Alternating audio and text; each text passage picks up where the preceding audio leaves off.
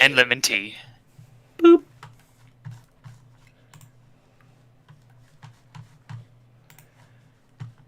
And we should be about live, I think. Welcome again, everyone, in our another. We are indeed live. We aren't live. We are. We are Yeah, live. There we go. Yeah, it just popped up. Yeah. Yeah, just heard the lemon tea song that you were just singing, Melt. Alrighty then, another regular Dissected. So, hello everyone. Welcome back. Greetings. Hello. Yeah, Luke is gonna sound a little off today because he's a bit sick. Yeah, I've got a bit of tonsillitis, so I sound like a tiny pony, but I can still talk a bit. Either that or you're just very whispery at the moment. It's like, hey guys, have you heard about this amazing thing? So at the moment, I kind of sound a bit like John Hurt. Yeah. So, yeah, today's live stream, we have guest starring the ghost of John Hurt as the War Doctor. I only know him as the Horned King from the Black Cauldron. Oh, yeah, he was there. Being as we're talking about a fantasy story in Sonic the Comic, I could be like the dragon from BBC's Merlin. You could do. Though I've not really watched Merlin, so can't say for certain how a dragon sounds. It's not a bad series, to be honest.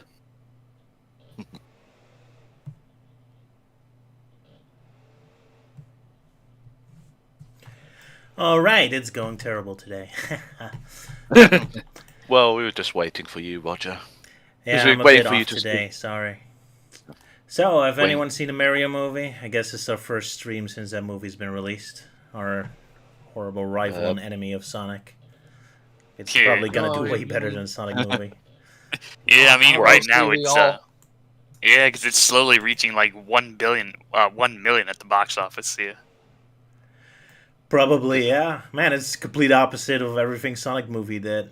Except for putting random, like, 80s, 90s references in there with the pop music. Yeah. Yeah. Kind of odd decisions, really. Yeah, but I'm fine with the I need a hero segment, but then when they're driving around in the DK Islands, then it kind of is like, oh, okay, that's a bit too much. It kind of fits with the Kong because it makes him think like he could be named 80s Kong.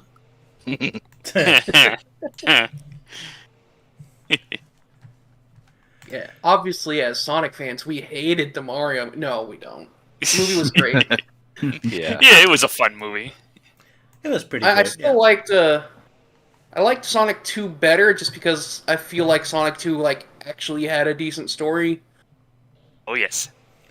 Yeah, it wasn't big on plot. It was just for the experience, really. Still kind of neat they kind of bring up that Peach might also be from Earth. I don't think the games or any of the TV shows ever brought that up. Yeah. I mean, they don't really do anything with it, but I guess it's They don't. Yeah. sequel bait, I Yeah. guess, if they will ever bother. Yeah. Yeah, I mean, there is a post-credit scene, so yeah, there's definitely some bait for a sequel. Yes, I was hoping to see a bit of a reference to the Warriors, but no, they're not doing it. So, No. don't know how they're going to be introduced in the future. Yeah, I mean, I I noticed definitely- that. I've It's seen- with the Donkey Kong, they put in all the characters like Diddy, Dixie, the Nintendo 64 Donkey Kongs, I think, showed up as cameos. But the Mario characters, they're very sparing with them. Like, it's only the four main characters: Mario, Peach, Luigi, Toad, and Bowser. And then, yeah, the enemies, there's a lot of them as cameos, but the actual characters, like, none. Man, even Toadsworth not wasn't even- there. That really disappointed Yeah, me. not even Toadsworth. They had a Toadsworth stand-in, Yeah. but not Well, funny- Toadsworth himself. What's wrong Yeah. with Toadsworth? He was everywhere in the 2000s, and he's been completely eliminated since. I know. Yeah. Funny note, there actually does exist, well, I think recently some concept art showed up for the film, and apparently there was Toadsworth in that scene, but then they just replaced him with random glasses guy. Yeah. weird. For X reason? I don't know. I guess Nintendo just really doesn't like Toadsworth, or Charles Martinet didn't feel like reprising him, or I don't know. I didn't know Charles Martinet was the voice of Toadsworth. Oh yeah, he voiced Toadsworth along with the Mario and Wario brothers. Yep. Charles Well, I Martinet mean, I knew that. voices pretty much every Mario character, it seems. At least half of them. Yeah. Including some of the bosses in Mario Advance 2. Oh yeah, I'm too hot to touch. I'm sure he loves playing as other characters because Mario barely talks, or at least he only says menus and catchphrases, but he doesn't actually speak actual dialogue. It's like, oh, please give me a character who speaks dialogue. Yeah, only in press material can Mario like speak Yeah. more than one thing. Yeah. You know, like the Nice E3 computer. interviews and all that. Can I have it? Oh yeah, and that stuff. Yeah. I remember the one time he did the Star Wars parody. Yeah, Lukey, I'm your papa. No, you're not my No. papa. Please don't remind Yeah, me but of your that. papa. I animated that on Newgrounds. Oh wow. And yeah, have I not shown that to you guys? I don't think No. I've seen it now. No, I didn't. I actually I've animated that and I uploaded it to Newgrounds. It's probably the animation I'm most proud of, but it still looks pretty awful. That's a shame. Yeah, well, at least you can actually animate. I'm kind of, well, I personally don't have much of a patience for that. I think I tried fiddling around with that in Source Filmmaker, but it's like, not for me. I'm more into scripting and all that. Yeah, you're not gonna make any Gary Smart animations where their heads fly off their necks and all that. Well, I guess technically I already did well, yeah, I did that a few times where I did like Crash Bandicoot themed spoofs of some of Rubber Fruit's classic videos. Like there's the whole Crash beats up Spyro for no reason, and the other was Crash and Cortex think they're birds, which is based off of the classic Heavy and Scout think they're birds. So technically, I guess I have done that. It's just animation's not really more of my forte. Fair enough. But yeah, I guess one day we'll see Salah's animation. He's linking it now, but I'm not sure if I can show it on screen. Or I might. But anyway, yeah, Mario movie. Pretty good. Kind of weird that Luigi barely did anything. It's almost like they have to remember the last minute. Like, oh yeah, Luigi's in it. You get to have one Captain America moment for a sec. I think I was a bit disappointed he didn't meet any boos. Oh yeah. Right. Yeah. Like as soon as he ran away from the dry bones into the mansion, I was like, oh, now's the time when the ghosts show up, right when he thinks he's safe. But no, it was Shy Guys instead. Yeah, Yeah, just a cameo of King Boo, and that was it. Yeah. I mean, it was But neat to see King Boo, but of course, knowing me, I'm more of a fan of the Luigi's Mansion design instead of the standard one, where it's just, giant Boo with generic crown. All right, guess we'll watch Salah's quick little animation Oh. for fun. Why not? All right. It is a little loud, so maybe prepare for volume. Yeah. All right, you've been No, warned. it's not that loud, but Ah. Stupid pop-up. Whee! Huh. wee. A Team Psycho.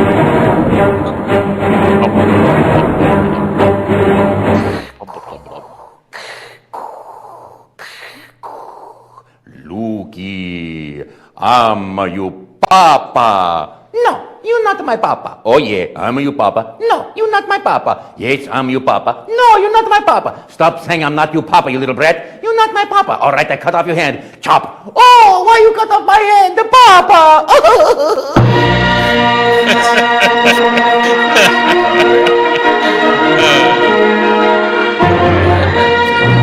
Credits or Now, anything. that's enough before we get copyright trouble. Yeah, fair. That's definitely quite the it's definitely quite the coincidence, because yeah, with that whole scene, and then years later, Charles Martinet would actually voice Mario's father in the Mario movie. Oh wow, Yeah. I didn't even put that together. Yeah, he has two cameos in the film. He's that, and he's the other guy who looks like the Jumpman Giuseppe. design. Yeah. Jump man. Giuseppe was his name. Yeah, Giuseppe. Yeah. Too much. It's a perfect. Wahoo! I didn't really get the dad of Mario's movie. Like, he's angry with his son because he wants to become a plumber. Isn't that a good thing? Like, that's a good paying job. No. Maybe they messed that up in the Dutch version, but Yeah. he's upset because Mario gave up a steady job for starting his own business. Yeah, that's it. Yeah. Oh, really? I mean, he just barely started, so he didn't screw up yet. But okay, Yeah. I guess he just. It- I guess it's that's more the of, point that he doesn't have any faith. Yeah. Well, it's more of like starting a business is kind of risky, and you don't have stable work when you're just starting out. Yep. All right, no, I guess that didn't go through in the Dutch version. No. Oh well. But yeah, I even so, I did find the the dynamic between Mario and his father a little forced. Yeah, they quickly throw Seemed it like in he's just just- have something, I guess. Yeah. And also that they could also have like a bonding moment between Mario and Donkey Kong that lasts like a minute and is never resolved. No.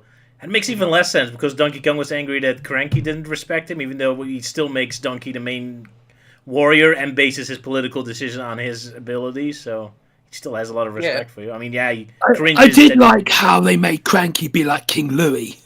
Yeah, even though he's not really cranky anymore. He's Yeah. Happy Kong now.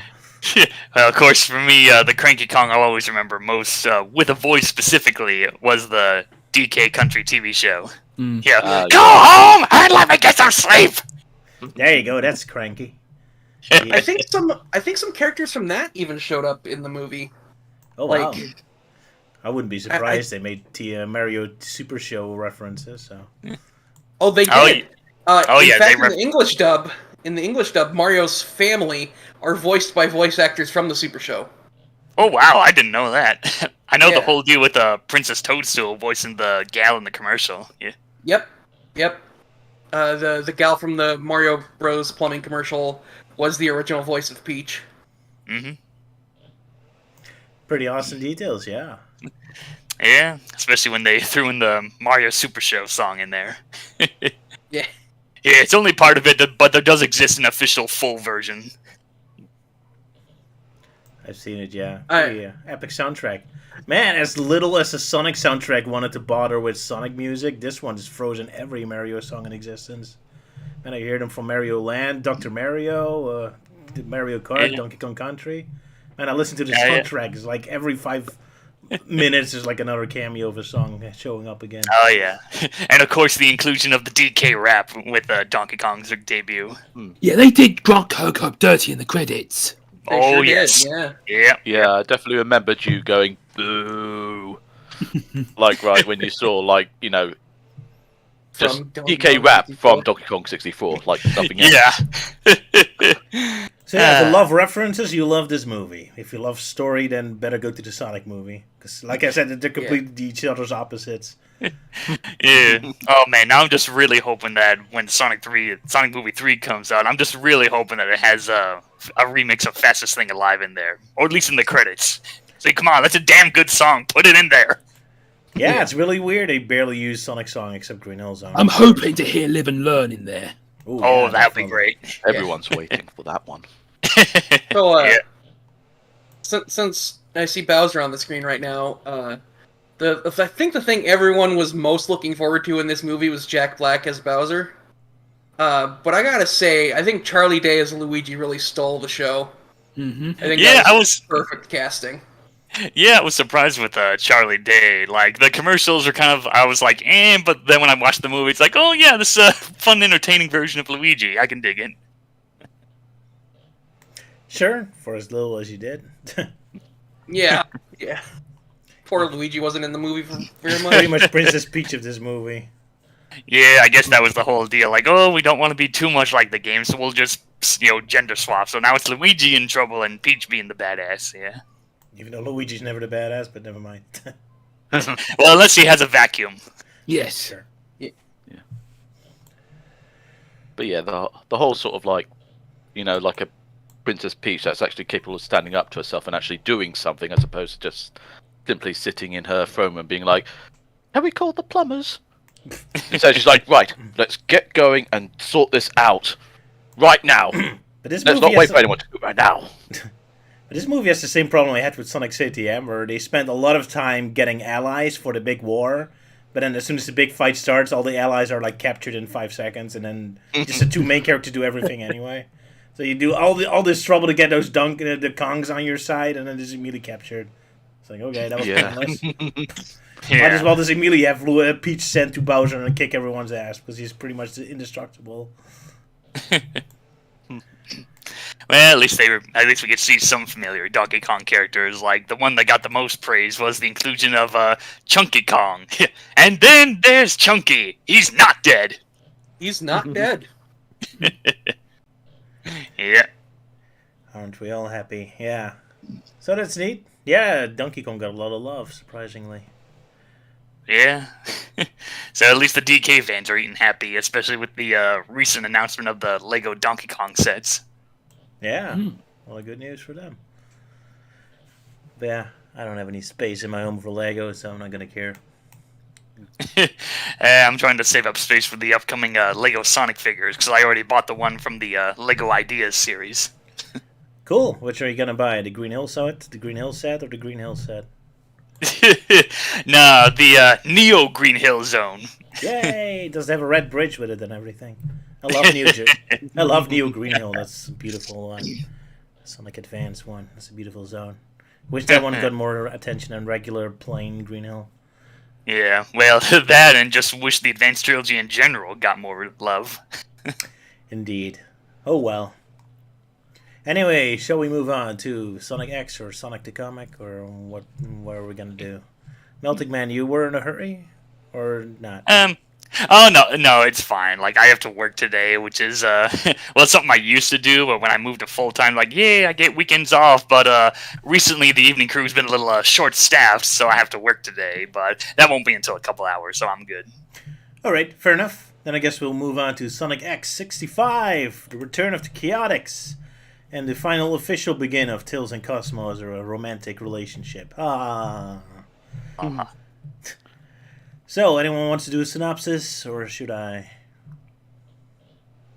I guess I should. So, we start off on space, everyone's just screwing around. Tails is explaining finally why there's palm trees on their spaceship. It's because Chick told him he needs them, which still doesn't explain anything, but okay. Yeah, there is some differences between the versions, but I'll tell that later. Yeah, well, tell us what in the English version is later, and the Japanese version doesn't make any sense, unless it's some sort of pun I didn't get, but yeah. Anyway, meantime, we quickly cut to the evil Metarix who talk for a bit, and I still find it funny. Like, their first introduction is that one of them gets killed in a completely unrelated fight, and now they get their big introduction in an episode that's otherwise just a comedic episode that has nothing to do with them. So far, their introduction is kind of pathetic. But anyway, the real plot begins when Sonic and friends discover there's a new spaceship has been found. Namely, the Chaotix are still stuck in space after the last episode because apparently they lost. Because it's easier for them to find a spaceship of Sonic in the middle of space than their home planet, I guess, weirdly enough. But anyway, Tails needs to fix it, and while Tails is fixing it, Vector decides that he wants to help Tails with his romance with Cosmo. Because according to Vector, Tails is still... he's a bit of a late bloomer with love, which doesn't make sense because he's 8 years old. I'm not sure what the age Vector already started chasing the ladies. Though considering how much of a ladies' man is. And how old is Vector? 15? So I think in Sonic Heroes he's labeled as 20 or something. Oh, so he actually is pretty old. Good. Yeah. Of course, knowing Vector, he's a MILF chaser. There you go. That makes a lot more sense because I was kind of confused. Like, how old are these characters already supposed to chasing after ladies anyway? But yeah, so the Chaotix decide to help out Tails with his Cosmo trouble, even though Tails never asks him. But as usual, Vector kind of makes up his own missions, which is just kind of sad. I guess that's why they never get detective missions. They just have to keep themselves busy.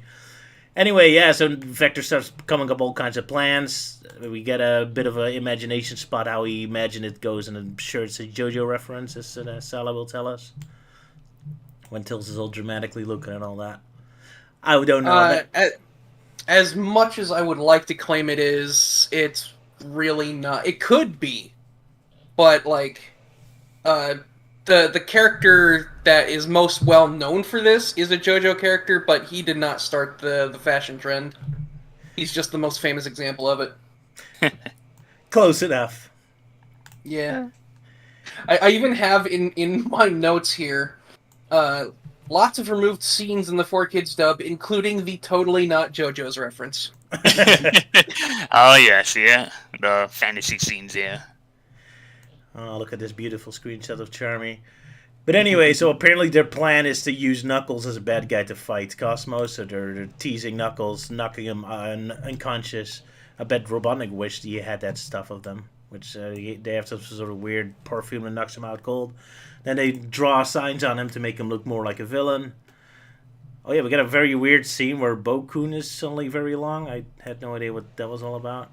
Oh, well, they explained that after, Shadow and Team Eggman survived, like, escaping from going through the wormhole and whatnot, then their bodies are all distorted, so now Bo-kun's really tall, and Deco and Boko's heads are all, like, messed up, so they're trying to put him into place, and when they see Bo-kun, it's like, hey, you're not supposed to be tall, you're supposed to be short, so they chase after him with the mallets to, break him down. I didn't get it at all. I thought, well, this is the animation weird all of a sudden.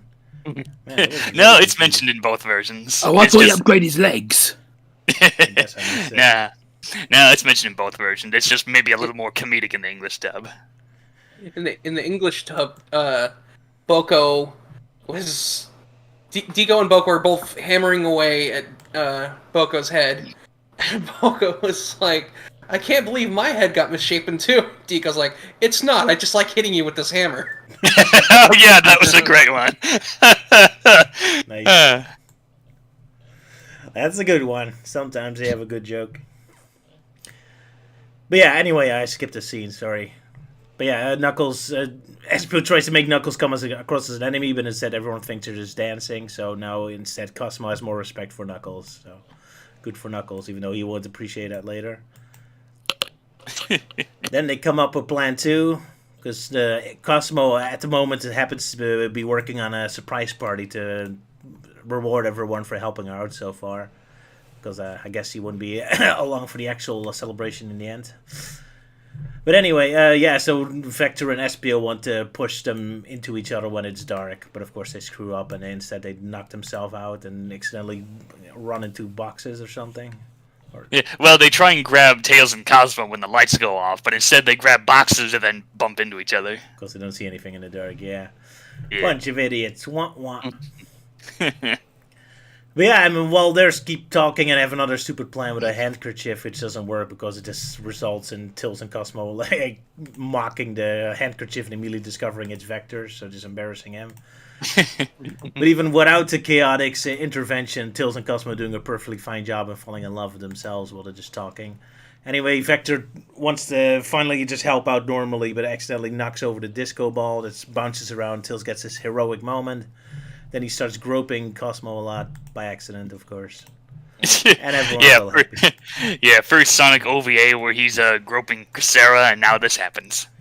There you go. Yeah. Tails, I never thought you'd stoop that low. Not in Sonic X. Here to just celebrate it. Yeah, grab her boobs. Good job, buddy. But it's all nice and cute and adorable. And then Knuckles finally wakes up and really wants revenge, so he beats up the Chaotix. But then the party is ruined, so they all feel sad, but Sonic's like, who cares, let's party anyway.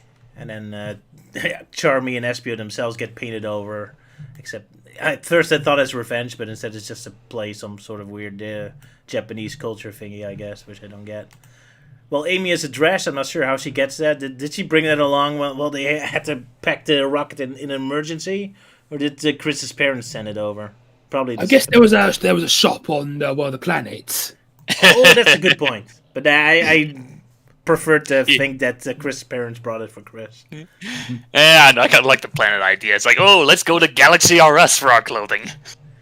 Oh, to be fair, and of course, just the so happened awkward to have it looking in green shot. female hedgehog size. There's a Walmart on Telecon 4. Yeah. Indeed. Anyway, all that is happening and Tails and Cosmo have a cute moment again, and that's the end of their episode. Hooray! And this was our exciting introduction to the Metarex evil villains. Really intimidated by them now. Yeah.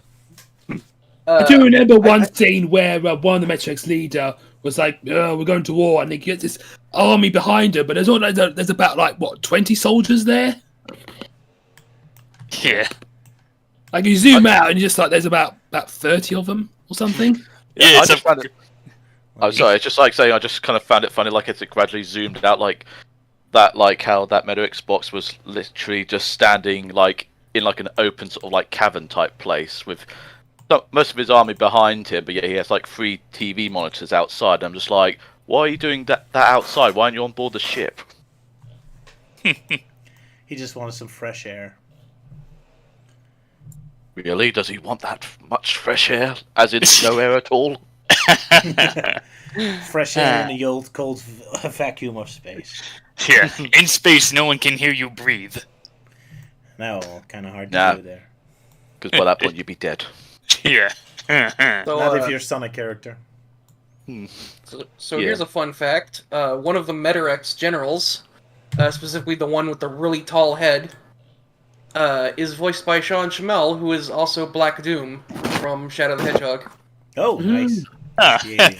Yeah, interesting And foreshadowing. no other character. Sean Schemmel is not known for anything else. Man, that sucks. I mean, you think with that kind of voice, he would show up in other stuff. I think he's being sarcastic. Never. Yes. He's Goku. Ah. Who's also an alien. Baku. He was a Metarex the whole time. There you He's go. voiced Goku's a at Metarex. least 3 aliens. Well, I suppose one thing I might as well say that's a positive about this episode. Barely any Chris. I mean, he is in it, but like he's only like in the beginning and then pops up at the end. But that's just about it. Shockingly, Yeah, there's a moment where... Oh, sorry, you go ahead. No, Yeah, just me speaking being of like, which- bliss.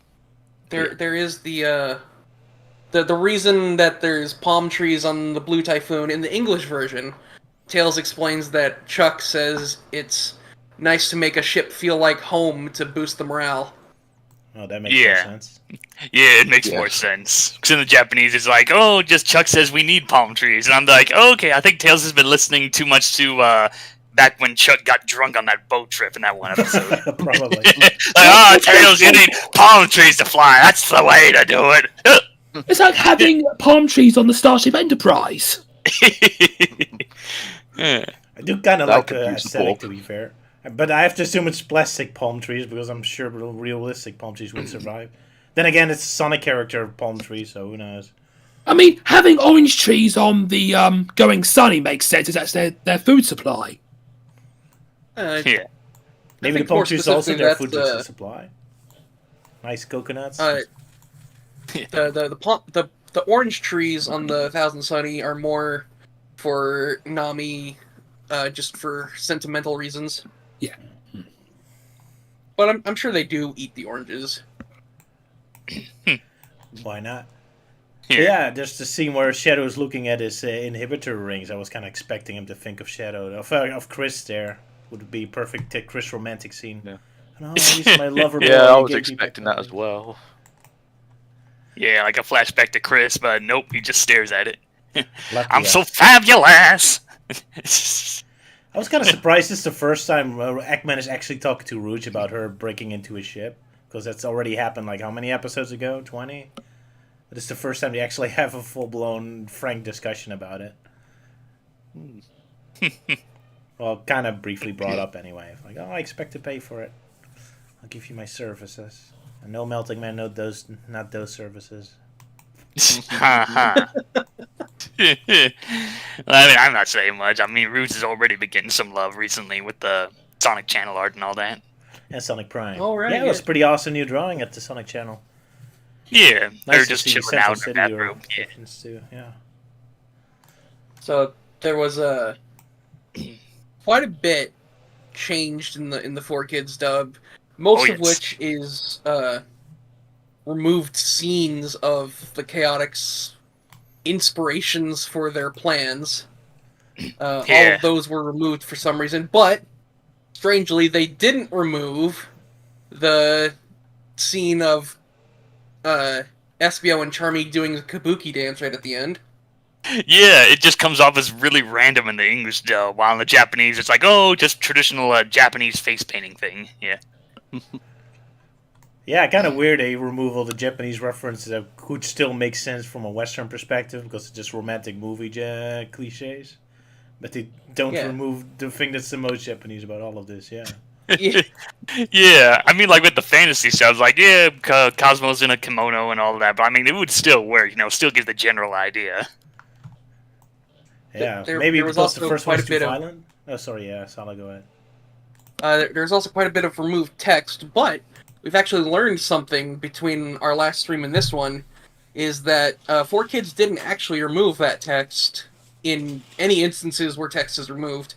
Instead, they were distributed a textless version of the footage so that, like, for localization purposes. And even, like... So, like, that was removed before they got their hands on it, and 4Kids was just too lazy to put something in its place. Oh, that's awkward. Yeah. Well, fortunately, on the Hulu version, the English subtitles do have the English text put back in. That's nice. Good. Mm-hmm. So yeah, aside from the text and the images, there's definitely some dialogue exchanges that are much different. So like, I'm trying to think of one. Oh yeah, when they talk about the whole like, oh, we'll scratch Tails' back and he'll scratch our back and we'll scratch his. Like, oh, you think he's itchy? No, that was a figure of expression. And yet that was in the English dub. In the Japanese version, they were more like, oh, I'm sure he won't mind if we take that shirt right off his back or something. And Charmy's like, oh, we're gonna get naked? Oh, don't be stupid. I'm like, technically, you guys are already naked. Yeah. Well, it's a pun, so to make sense, it's different in every localization. It just depends on what kind of phrases you have about helping each other, I guess. So that isn't much of a weird change. Ah, yeah. Oh, yeah, now that I think about it, there was another scene that kind of made more sense in the English dub in some ways, because, like, in the Japanese version, when SBO's, like, puppeteering Knuckles, he's doing, like, the dialogue from, like, based on the fantasy. He's like, oh, I'm an evil thug on the streets, I'm gonna beat you up, blah, blah, blah. But in the English dub, it's more changed to, oh, Cosmo, I'm turning evil, I'm joining the Metarex now, Metarex rule, ha! That kind of thing. Yeah, I guess it makes sense. They don't even try to pretend Knuckles is a different person. It's just yeah. Oh, Knuckles is evil. In the Japanese version, it's more like they try to pretend he's a different character. Yeah. I especially love because when they're like drawing on his face, like Vector's convinced, they're like, oh, his own mama won't recognize him. And I'm like, oh, so they're gonna pretend he's not Knuckles, and then immediately Espio's just like, I'm Knuckles and I have defected. And I like the implication that Espio just knew that wasn't going to work. Oh yeah, so he's like, didn't bother. Yeah, man, it seems like the way that Espio was moving Knuckles makes me think of Weekend at Bernie's. Yeah. Yeah. Ooh. Yeah, it feels like Espio gets a lot of great lines in this episode. Like, yeah, definitely my favorite line from this episode from the English dub when Vector's plans have failed and Espio's getting more fed up, and he's like, "I'm not getting involved with any more of your hanky panky." I'm like, "Oh my, you guys going steady or something?" I feel like that was a pun because their previous plan had involved a handkerchief. Oh yeah, that makes sense. Yeah. And even Tails called it a hanky. Yeah. Even so, that's just a bit of dialogue that can easily be taken out of context.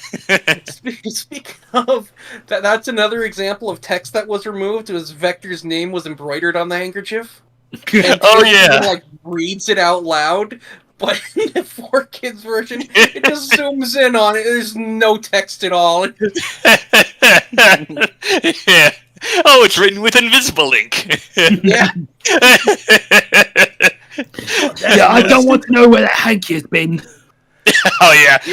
Hey Vector, you should have this disinfected. Like, oh sure, Tails. That's comrade.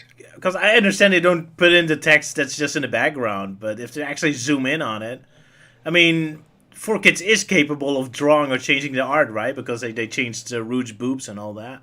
Yeah, they can, and they have changed things, but yeah, if there's words that aren't there already, They're probably just leaving them not there.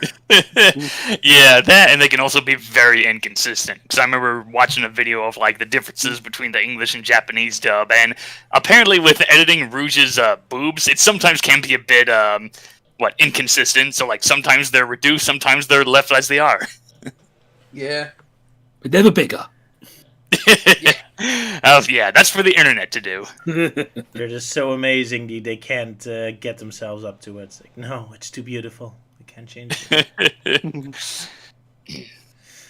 Oh well. So The only thing I have also noticed is how strange the disco ball looks, because it looks like a 3D graphic. Oh yeah. Oh yeah, it does look out of Probably place. is. Yeah. It moved really slow too, which is weird. I guess it's supposed to be slow motion. Yeah. But it looked very unnatural. Even Yeah, I mean, yeah, with like disco balls with the glass mirror pieces and whatnot, you'd think there would be some cracks on it from bouncing around, but no, it's fine as it is. But yeah, it makes sense. It's a CGI object. I mean, look how detailed it is with the many squares. Me as an animator, I get nightmares if I have to draw that by hand to make it move. Ah, yeah. Way too detailed. So yeah, I understand. You ever their used, use of CGI. You ever use 3D objects in your animations, Roger? A little bit, yeah, for landscapes mostly, but never actually like objects.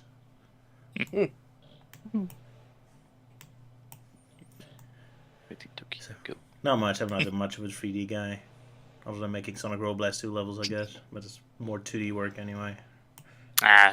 I used to dabble in a bit of 3D stuff. Yeah, back before I went to college, I took some classes like, doing like 3D graphic stuff, and yeah, not for me. Making stuff in Blender and 4D cinema, whatever. Like, yeah, not really my thing. Not mine either. Too clumsy for that. Fighting with the camera all the time. Yeah. I mean, I used to make 3D stuff, but then when I upgraded to my computer, the program I use no longer works, so now I can't do any 3D stuff anymore. It's true, you made a whole IMP mention for me.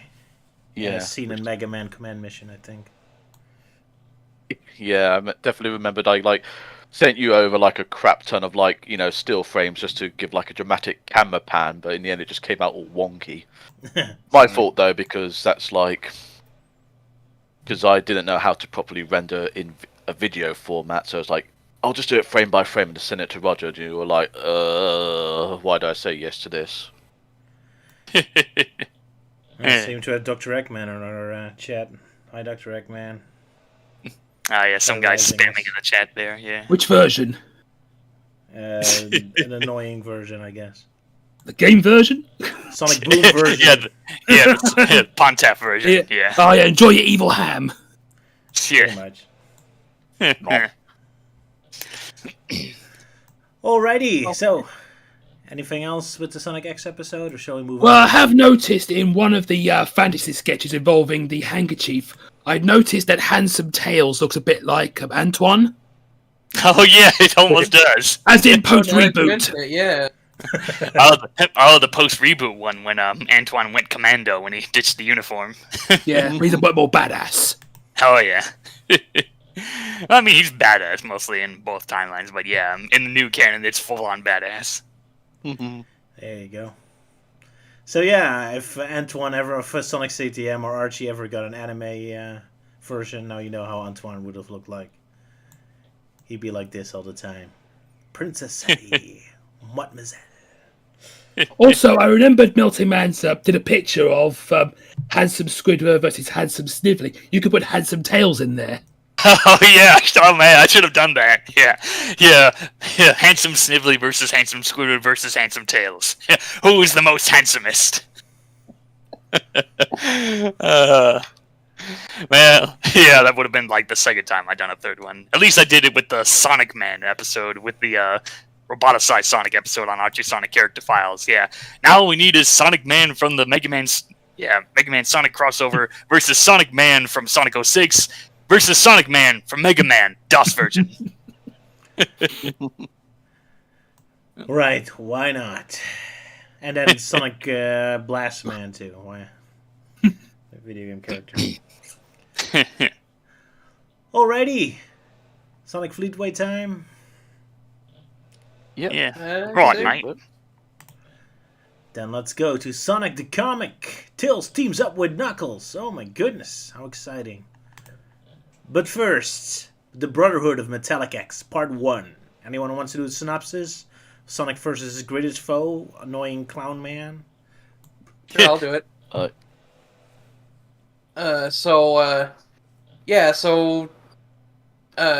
Sonic and the gang are outside of Metropolis Zone, and suddenly they are attacked by a wacky new robot called Mr. Blobnik, who shoots bubbles and has an umbrella and is in general incompetent. He forgot to put batteries in his weapon. Meanwhile, Robotnik and Grimer are invaded by the Metallics, who kidnap Grimer and just leave. And Robotnik seems very concerned about that. Back to Blobnik, Sonic finally just destroys it, but it manages to capture him in a bubble, and his head flies away, revealing that it was actually only pretending to be a dumbass. And it steals away Sonic and takes him to Robotnik. And Sonic asks Robotnik what he's going to do with him, and Robotnik's like, I'm going to have to let you go, honestly. And reveals, oh man, it's just bad timing, but we got to team up. That's where it ends. Poor Robotnik, he finally wins, and this is the worst timing ever. Man, Robotnik looks so weird here, looking sad. That's so out of character. Yeah. Oh no! Oh yeah, as Sylvia just pointed out in the chat room, like, oh, Blobnik, you mean Mr. Blobby? Yeah. God, Yeah, that's straight out of the nightmare. Twinkly Bottom Zone. Yeah, it's one of those like characters from like British children's shows that was a character like, oh, fun kid stuff, but then it turns out to be really creepy. Yeah, and that's basically how Mr. Blobby came to be, was just because he popped up on Noel's house party and he became like a sensation, even to the point of having his own theme park built. And he had his own Christmas single. Yeah. Blobby, oh Mr. Blobby. But yeah, I'm not singing the whole thing because I don't know the lyrics at all. Yeah. Good times. Man, why do I get an Earthworm Jim 2 vibe from the guy with the bubbles? He had like a stupid bubble gun there too. Oh god, that weapon was so useless. Oh yeah, the bubble gun. Because I was playing it on the SNES Online service last month, and it was so frustrating. They do deliberately to troll people, yeah. Especially since you can't swap weapons, so you Yeah. accidentally grab it, then you're just useless for until you get all your ammo out. Good stuff. Oh well, that's Earthworm Jim 2. It's the whole game is a joke. It's so weird that you get like after the first level, it takes like 10 levels before you get a normal action stage again. It's like mini games non-stop. And you got a really disturbing level where you have to carry puppies over to a funnel. Oh yeah. Oh yeah. Yeah, I recently saw AVGN's episode on that just came out recently. Yeah, I remember that playing that fucking, wow, this is in a kid's game? Yep. And the puppies just splatter as if they're putting to their death, so you can't catch them. What a wonderful game, but we're not talking Earthworm Jim 2 now, so... Unfortunately for everyone. Yeah. Yeah, instead we're talking about Mr. Blobnik and his bubbles of doom. Indeed. Yeah. Anything to say other than that it's kind of sad? Also, with Sonic trapped in a bubble, it reminded me of that one episode of Adventure of Sonic the Hedgehog where Sonic was trapped in an indestructible bubble. I was wondering if that was where the main inspiration came from. Yeah, they love putting him in bubbles. I kind of assumed it was based off of one of the Game Gear games where you're in underwater and you're Sonic like 2, inside yeah. a bubble to go up a level. Sonic 2. Maybe they all played that level and hated it, so that's why Bubbles is now Sonic's worst enemy. Unless it's air bubbles, then Then you love them, yeah. And Godfrey says the robot looks like Hearthstone's Ennoi Otron. Okay, I'll believe you. I'm not sure what that is. Yeah, anything left to say about this episode other than how weird Eggman looks when he's worried? Well, the fact that he's also biting his bottom lip because he's realizing, oh god, it so pays me to have to let him go, but I got to. Yeah, I must rescue my love Grimer. Yeah. Grimer, my darling. Yeah, Robotnik is surprisingly nice towards his subordinates in these comics we have today. I'm not used to that. He was always backstabbing them or yelling at them normally. Too true. Nice, friendly Robotnik. How nice. Well, in much later issues, he becomes a lot more fatter and he becomes a lot more vicious looking. Of course. Ah, Those failures driving him mad. Yeah, I mean, he gets that big to the point even I'm starting to find it a bit ridiculous. Like, you know, it's like such a gigantic round body and such a tiny head. I'm like, Robotnik, lay off the. I know Sonic is giving you so much grief, but please just lay off the eggs for once. Eggs are healthy. Just the yolk. He should just remove the yolk and just eat the egg whites. There you go. Oh well, why does everyone always think Eggman eats eggs so many times? Just because of his name? Because in the games, I never saw him eat an egg, or even in the shows either. Well, I guess in Japan they just call it Eggman because I don't know. I guess there's something about eggs being round rather than more oval shaped. Well, he has an egg shape. Clearly, his body. Yeah. I mean, why everyone always think he actually eats eggs? I was kind of confused about that. Yeah. Well, I guess it's his Adventures of Sonic counterpart. He has a habit of being on a diet of eggs. Oh, okay. Man, he must get egg bound all the time. Because even in Fleetway, he doesn't eat eggs that much. I mean, he did turn into Eggman because of a rotten egg, but oh well, whatever. So at the very least, Kintabor eats eggs. Yeah, there you go. His previous version. Yeah, wanted to show off this dumb little picture of Knuckles surfing. I like it. Oh yeah. Stupid dumb thing. Oh yeah. Summertime. Yeah. You look so happy there. Yeah. So happy wind lighting or whatever it's called. I love these goofy face expressions. Fleetway's always filled with them. Anyway, I guess we move on. Sure. 2, Knuckles and Tails teaming up. This time Knuckles gets to share Tails in his weird fantasy adventures. Anyone wants to do synopsis? Usually would ask Luke, but might not be. I will give it a bit of a go. Alright, good luck. Well, basically in this story, Knuckles is fixing up his security system and the alarm goes off. Sensing some kind of energy surge in the Mushroom Hill zone. So he goes down the not warp pipe and just looks around a bit and sees a weird glow.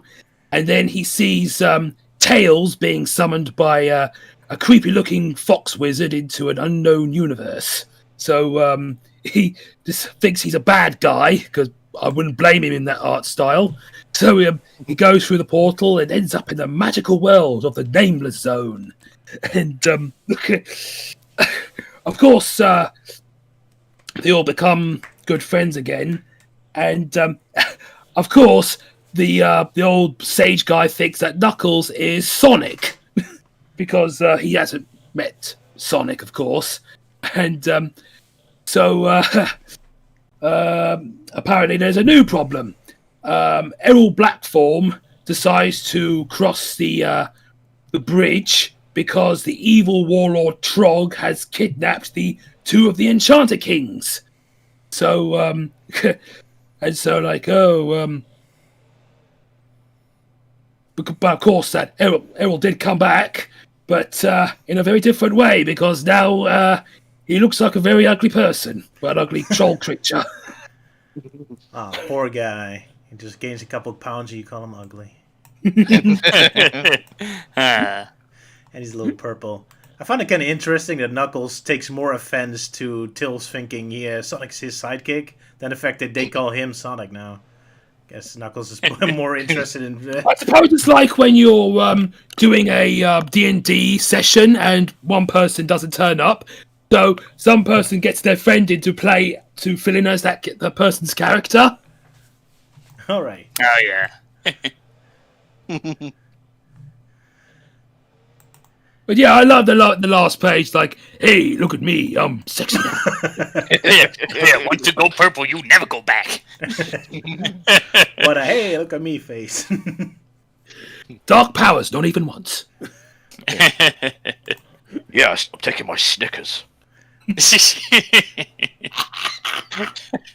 I really love how the old wizard guy looked like. He had always have derpy face expressions most of the time.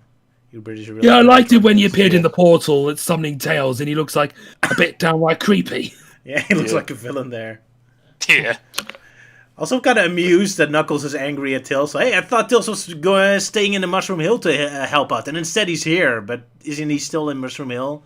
Like, he looks just around the corner, and how dare you not be in Mushroom Hill? You're like an entire 2 minutes walk away from it. Maybe he was hanging around in Hydrocity City. There you go. But yeah, he looked so creepy standing in the portal that I thought it wasn't him. I thought it was like some rat wizard. Yeah, I was kind of confused at first too. Yeah, he kind of looks like one of the Skavens from Warhammer. Sure, why not? Pretty Just awesome remind me art of anyway. something else, but I just don't know where. Well, actually, he kind of looks like that old rat seer from The Secret of Nim. Oh yeah, Oh, right, yeah. What was his name? Nicodemus? I think that was it. Man, it's been a while since I watched it. Been too long for Same. me too. Yeah, not a movie I watch a lot. But yeah, pretty fun start of the new adventure. I'm always kind of weirded out when like part of the drawing is like super detailed and the rest is completely empty. Like the wizard drawing is super detailed, but then the whole cave background is completely empty. Always gets me Yeah. gets me kind of icky. My animation always drives me insane if I draw something like that. But yeah, stupid of details. Anyway, I guess yeah. we'll move on. Or is anything Yeah, left to say?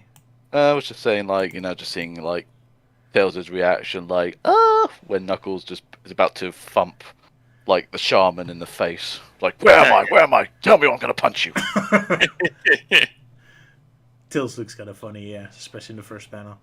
Yeah, and then Knuckles kind of has, like, a bit of a goofy look to his face when they believe he's Sonic's like, huh? But yeah, I suppose that's all I've got to say about it. Fair enough. I agree. Always funny face expressions. British are good at it. Let's see. Then we go back to Camembert again. Now in the exciting adventure of the Seven Batniks, Part 1. Anyone wants to do a synopsis? I'll give it a go, because I've been a bit quiet. Sure.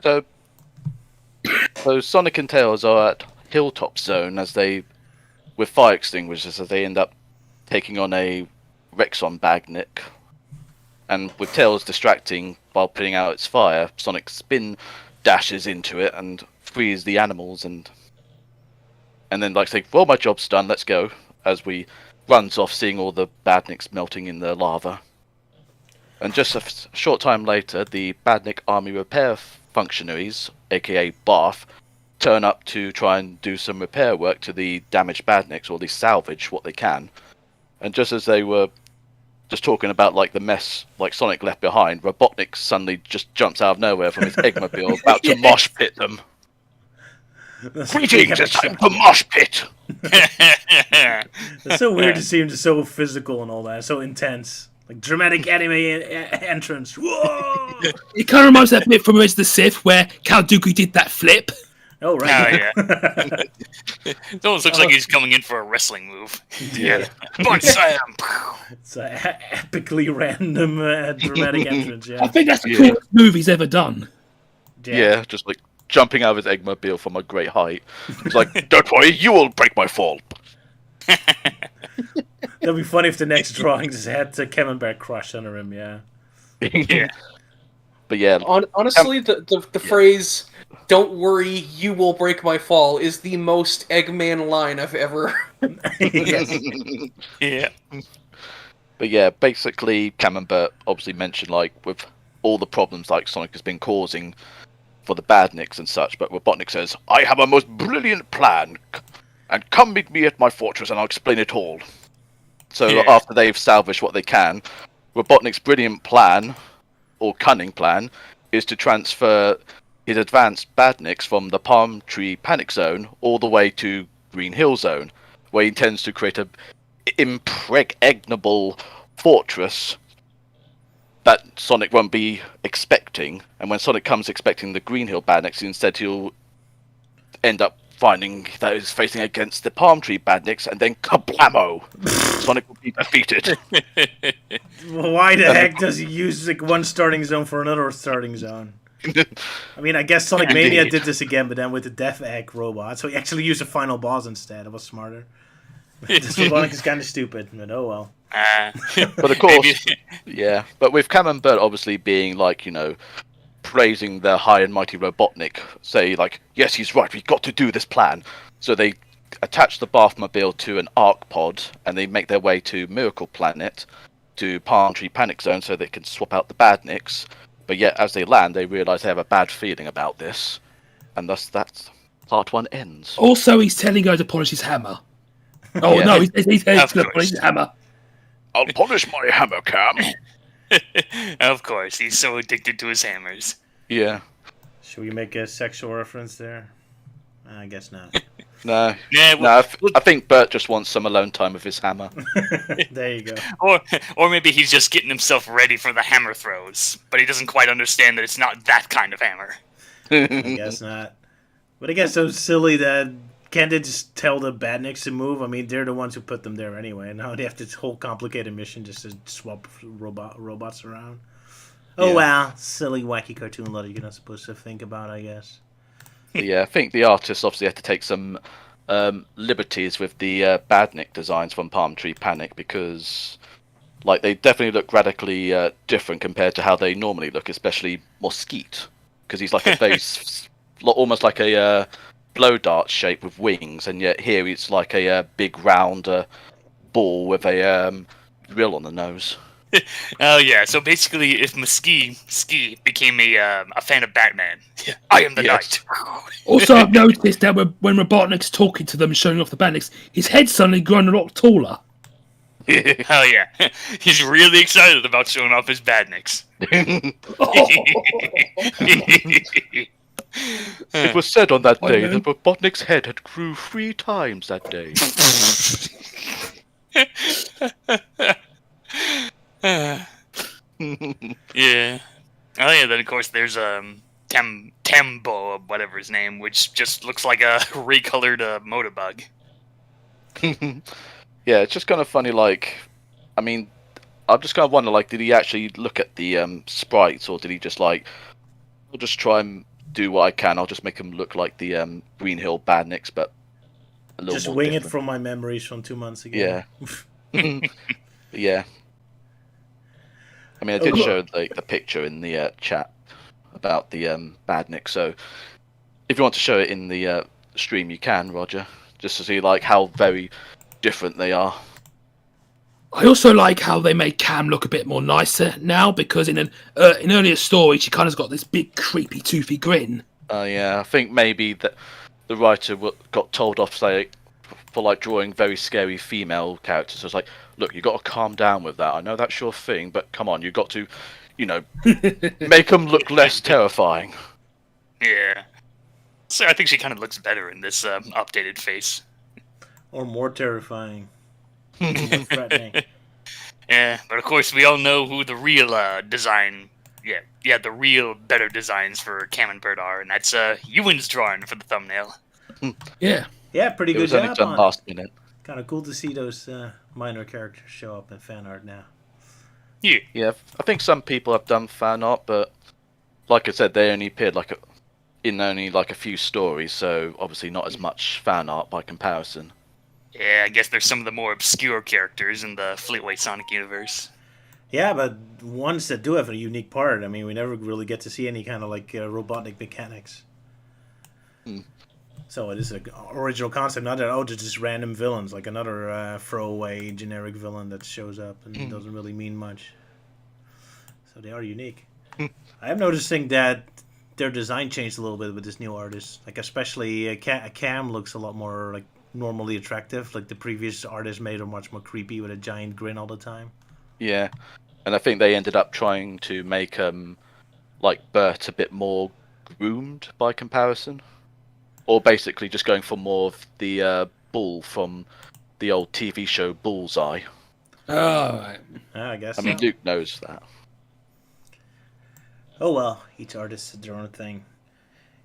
Yeah. Right, shall we move on Okie dokie.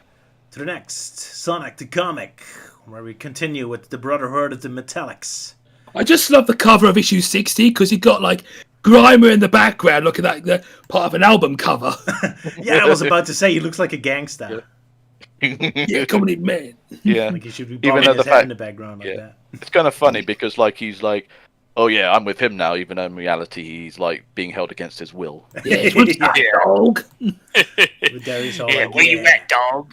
It's like, right, we're gonna take a photo, Grimer. I want you to look like you're hip and cool, and not like I've called you. How do you do, fellow kiddies? Would be funny if you see other metallic Sonics behind him just to threaten him with guns in his head. So he just has to look confident, but at the same time he's scared out of his wits. Oh Oh, yeah. look how tough I am. Please don't kill me. That'll be nice irony. Yeah. Right, so synopsis of our next exciting chapter. I'll give it a go again. Alrighty.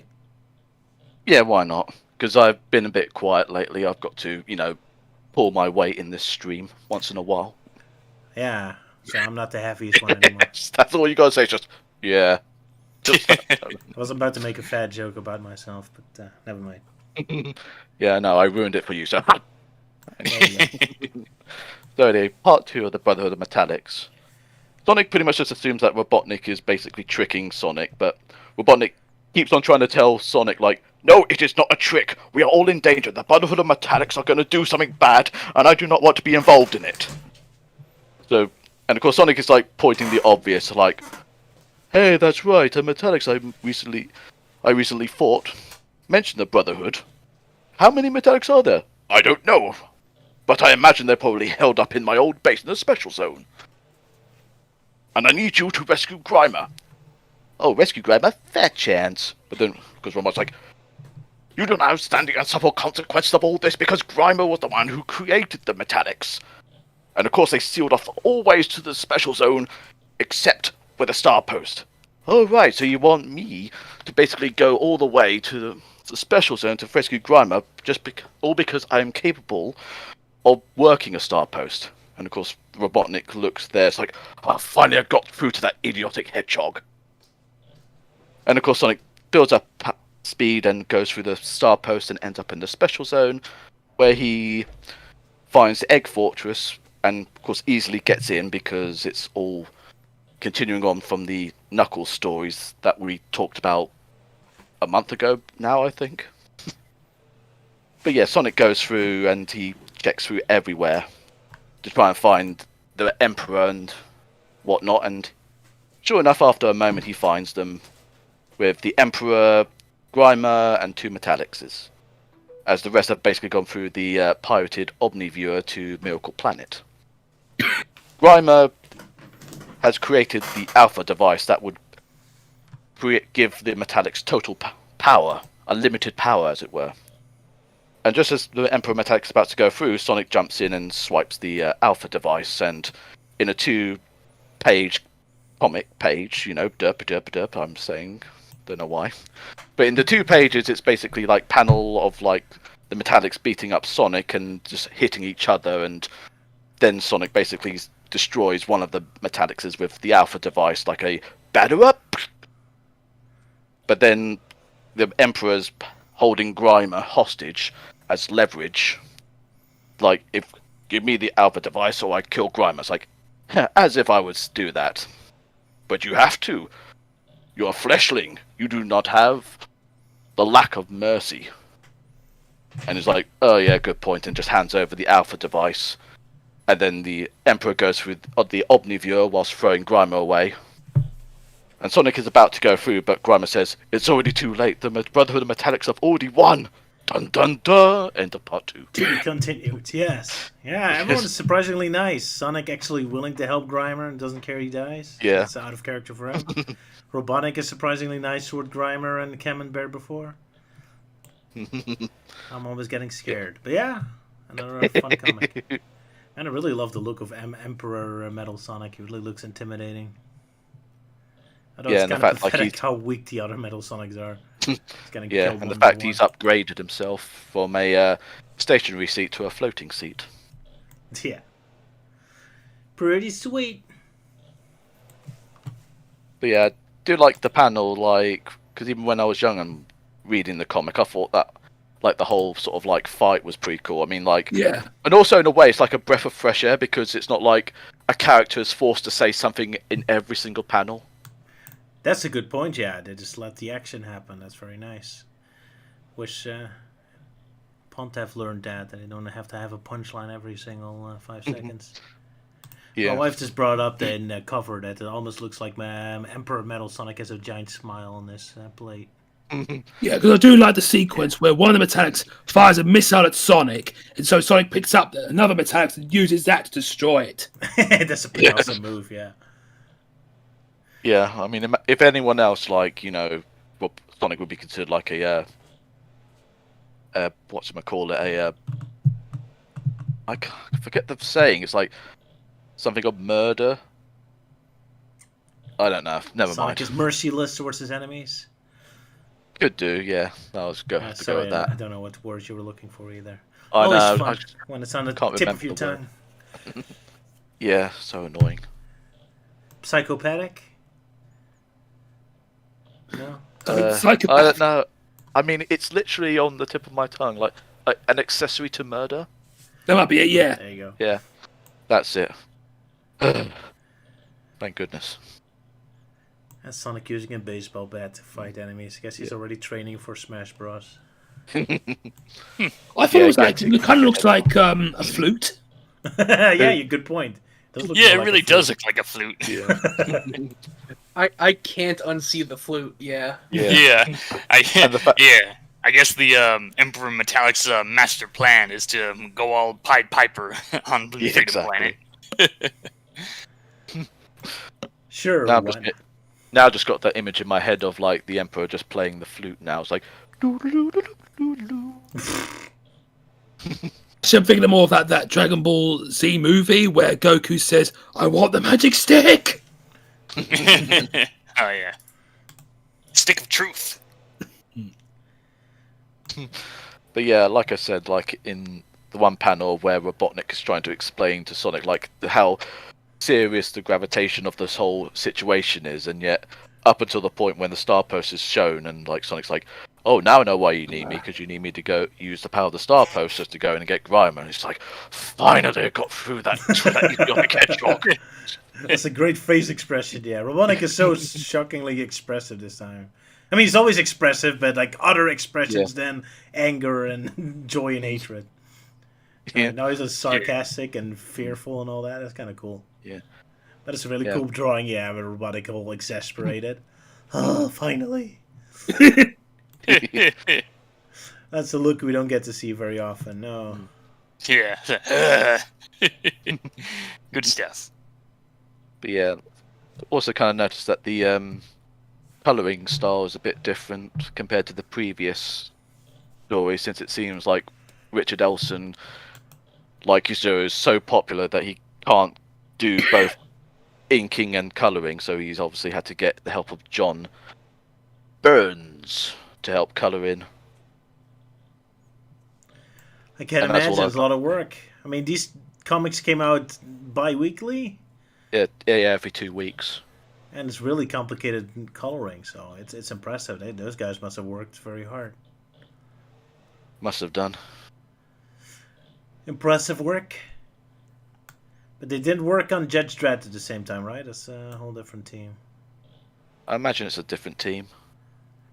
Even though they do a lot of kind of feels the same sometimes. Well, not entirely the same, obviously, but kind of little touches of it. Yeah, I think we're done with this story then. Sonic and flute bashing. Hide flute music. Right. In this Fleetway, there's also a review for Comic Zone, which is out. Classic game. I was kind of amused by this review that all the screenshots are only from the intro cutscene and the very first screen of the gameplay. It's like they didn't bother to play more than 5 seconds of the actual game. Just get as many screenshots as possible just from the first minute of the whole game. To be fair, that game is notoriously difficult. Yes. Yeah. Very Maybe short. they just couldn't get any further. Yeah. Yeah, I remember tried playing that on Sonic's Ultimate Genesis Collection. Like, I went to the level, first level, I died, and that's it. Yep. Didn't get very far on my first try. I think I got as Game is far as very page hard. 2, page 4, I think, in the game, which is. But there are only Yeah. 6 pages in the whole game, so it's not that long. Yeah. And of course, the raves are, we love that rat. Of course.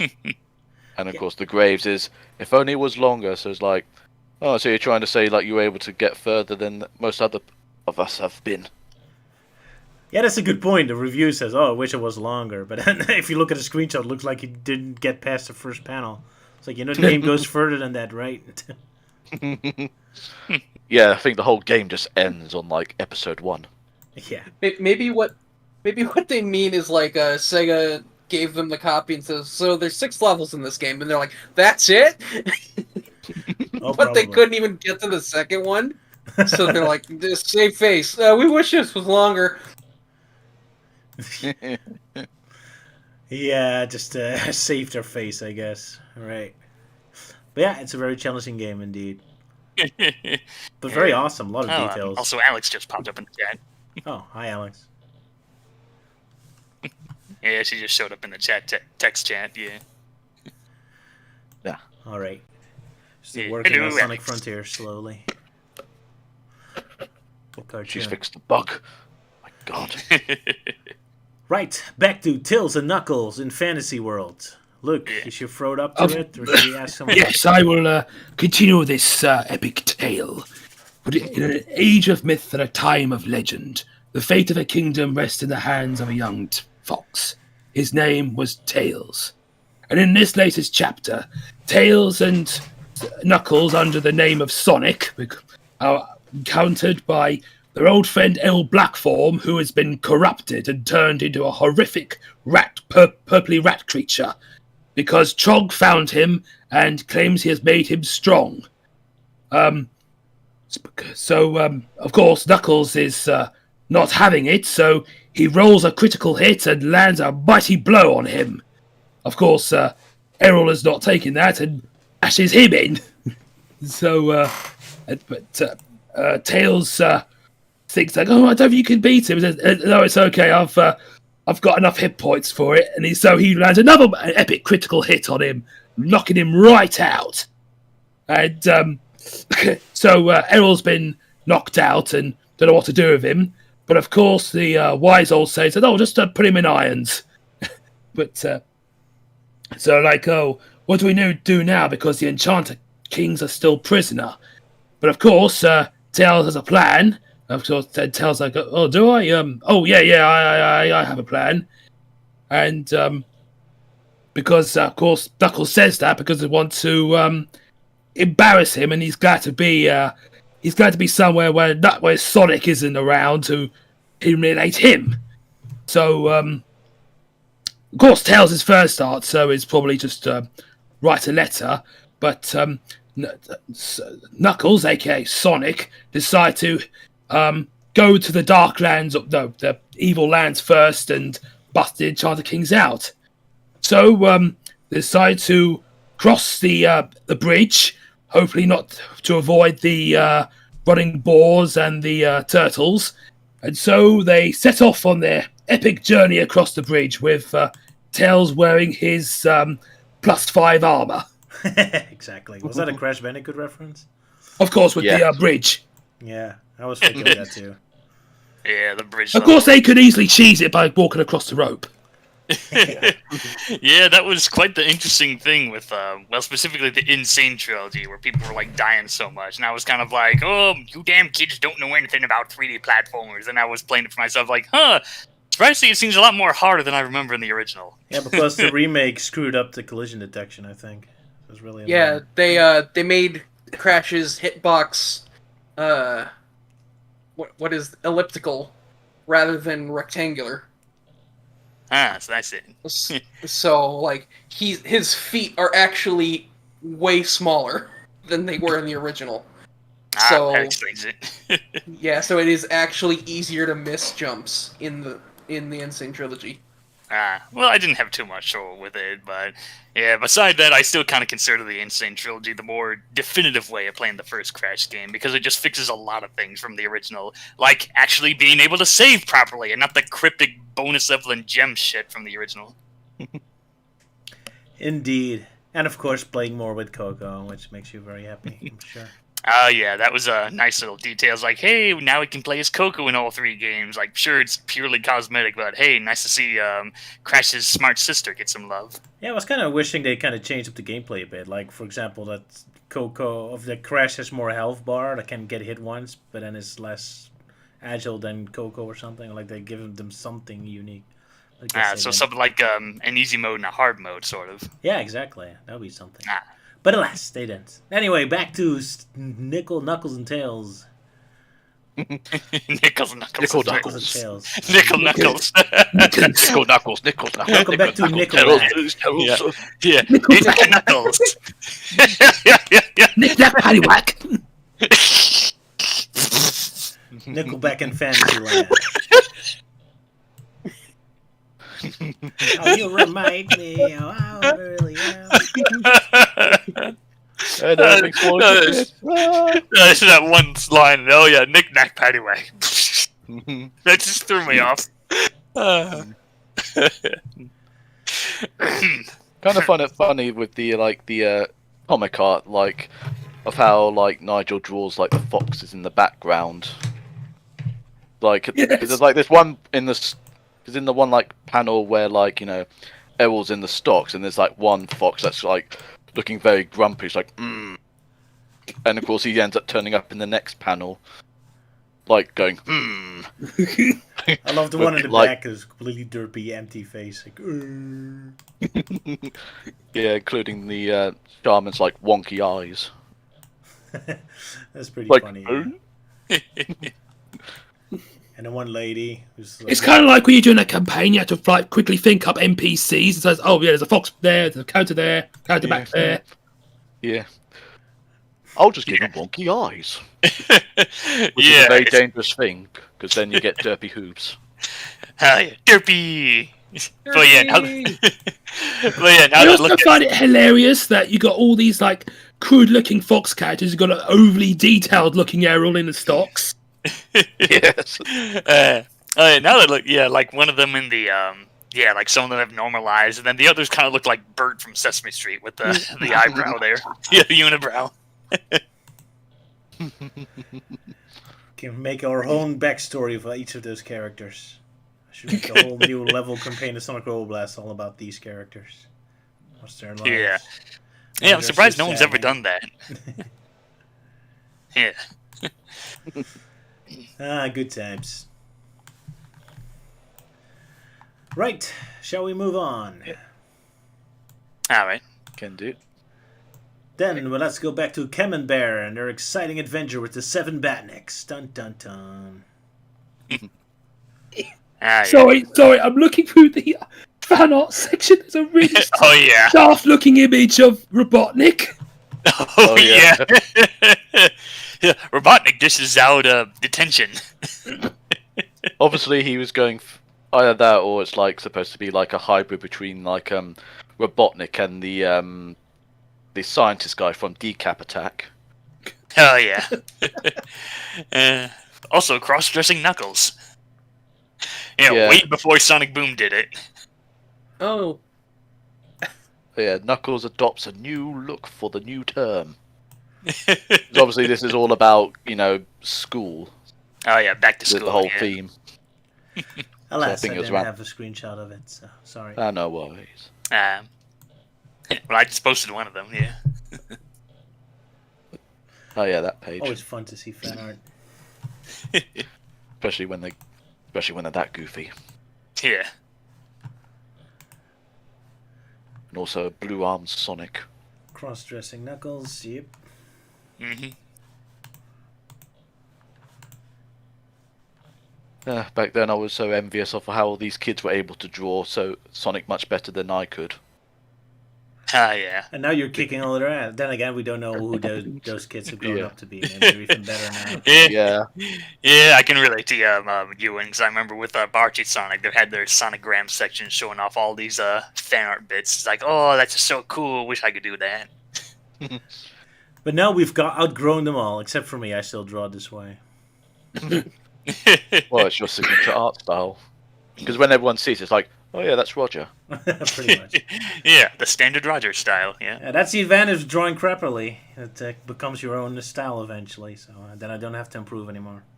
It's like this is me. Because even when people are playing like your Sonic Robo Blast 2 levels, like when people type in the comments, they're saying like, "Oh yeah, this is Roger." I mean, I distinctly recognise that type of art style of his.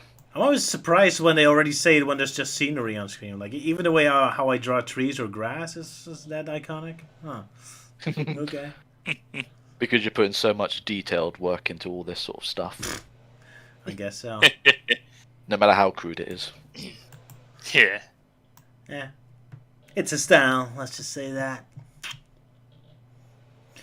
But anyway, now to the much better artwork of the wonderful Mark Ailey, or what is it? Yeah, that's the script, sorry. Mike Hadley? Mike Yeah, Hadley. Mike Hadley. John... Mark Isles. John Burns. Yeah. Yeah. Burns, there you go. John Burns Tom- is very busy colouring today. Yeah. And Tom Frame doing the lettering. Because he got framed. But But I'll do the synopsis for this one because it's kind of funny. All right. So, Cam and Bear have decided to arrive at Palm Tree Panic on the Little Planet, and they're going to kidnap all of the advanced badniks from Sonic CD and put them in Green Hill Zone. Because, like, Sonic won't be expecting them there, and so that will catch him off guard or They're so something. powerful. Yeah. I guess they are really, really betting on the element of surprise. So they go there, and the robots are like, fuck off, we like it here. Bear's just like, number one hammer. Smashes. And then the others like, alright, yep, that's fine. I see your point.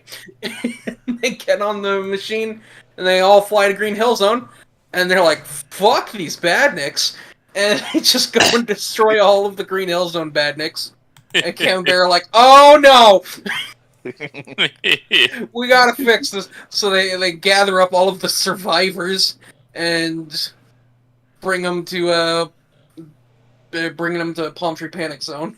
It's a whole civil war of the Batniks. Yeah. They really didn't think that plan through. Nope. But man, I guess Sonic the Comic didn't only have trouble with Comic Zone getting past the first level. Even with Sonic CD, apparently they didn't get past the first level. If they think the Sonic CD enemies of Palm Tree Panic are that intimidating, apparently. Guess they must really suck as gamers then. Yeah. Yeah, fun concept. I kind of like the idea of a whole civil war between the Batniks. That's kind of Yeah, I just love the action in here. There's like explosions, there's missiles, there's fire everywhere. It's pretty awesome. Indeed. I'm kind of surprised Camembert are so happily joining in because they have to fix all of this later. Oh, I guess at least they get to have fun for once. Yeah. Especially the team up, hold still, Bert, I'm coming aboard, and literally just jumps on his back and just like starts shooting up from there. Yeah, it's pretty awesome. Like piggyback ride, whee!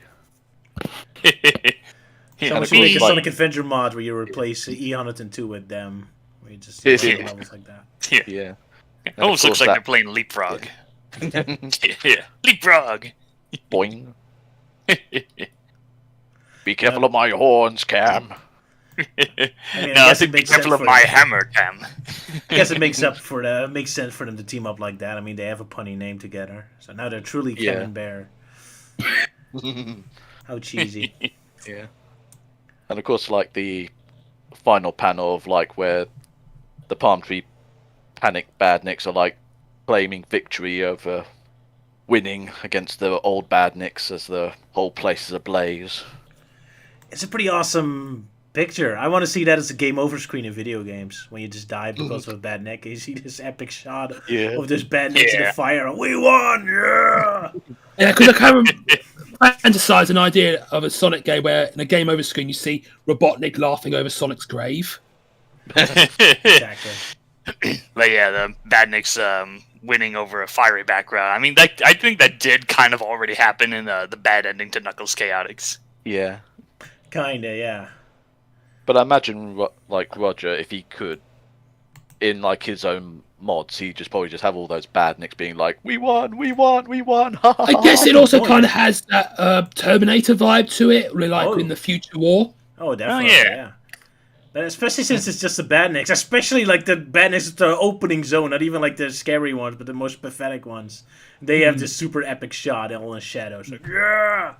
That makes it funnier. But yeah, I should take a look if I can change the game over screen in Sonic Roll Blast 2. That'd be great. Yeah. Yeah, hooray, we've won! Now what? That's what we're gonna see in part 3. Next Just continue issue. the things we always do. Take over the world. No, just going back and forth in the same spot for several hours. Yeah. We did it, Patrick! We saved the zone! Yeah, back and forward, and I'm sick of it! Well, I'm not gonna do it no more! Twin Century reference. Yeah. And you're really in Crash Bandicoot mood today. You're always Yeah, in well, Crash Bandicoot mode. Yeah, well, I mean, with Crash Team Rumble coming out, how cannot be? Even if I did miss out on the open closed beta, I missed out on that. How dare But I've you. been hearing good things about it. That's good. Anyway, next time we're gonna get to see who this apparently hot Cross Fox is. So I guess Sonic the yes. Comic is in favor of furry since they call her hot, encouraging us to find her attractive. That's nice. So there you go. Sonic Fleetway got you, furries. Yeah. Well, that and as well as being a pun on the hot cross bun. Oh, yeah. What is that? Is that a British thing I don't know about? Yes. It's something you have. It's something that bakers make on Easter with like a bun. It's like a raisin bun with a cross on it. Yeah. Like a It's- holy yeah, I bun? remember. Like raisins. Yes. Pretty much. So you Because it throw only it at ever pops Dracula up then? during Easter. Yeah, I remember those hot crust buns, yeah. What, Simon Belmont using a hot cross bun as a weapon? Yes. Yeah, instead of just the want a throwing mod- crosses, it's that. Yeah, I don't want a mod that replaces the crosses with hot cross buns. Yeah, the crosses are hot cross buns. The holy water is milk. And, like, what would be the X's? Like pretzels or something? There we go. Yeah, Castlevania Bakery Edition. Yeah. And the final boss is the Cookie Monster. Perfect. No, it's, a gingerbread Dracula, but he's a gingerbread man. Oh yeah, gingerbreadula or something. Or it could be the Ginger dome. Dead man. Oh yeah, that. Or hey, it could be the Domeister is one of the bosses. Sure, why not? Yeah, that'd be a fun secret. Oh no, a Frenchman!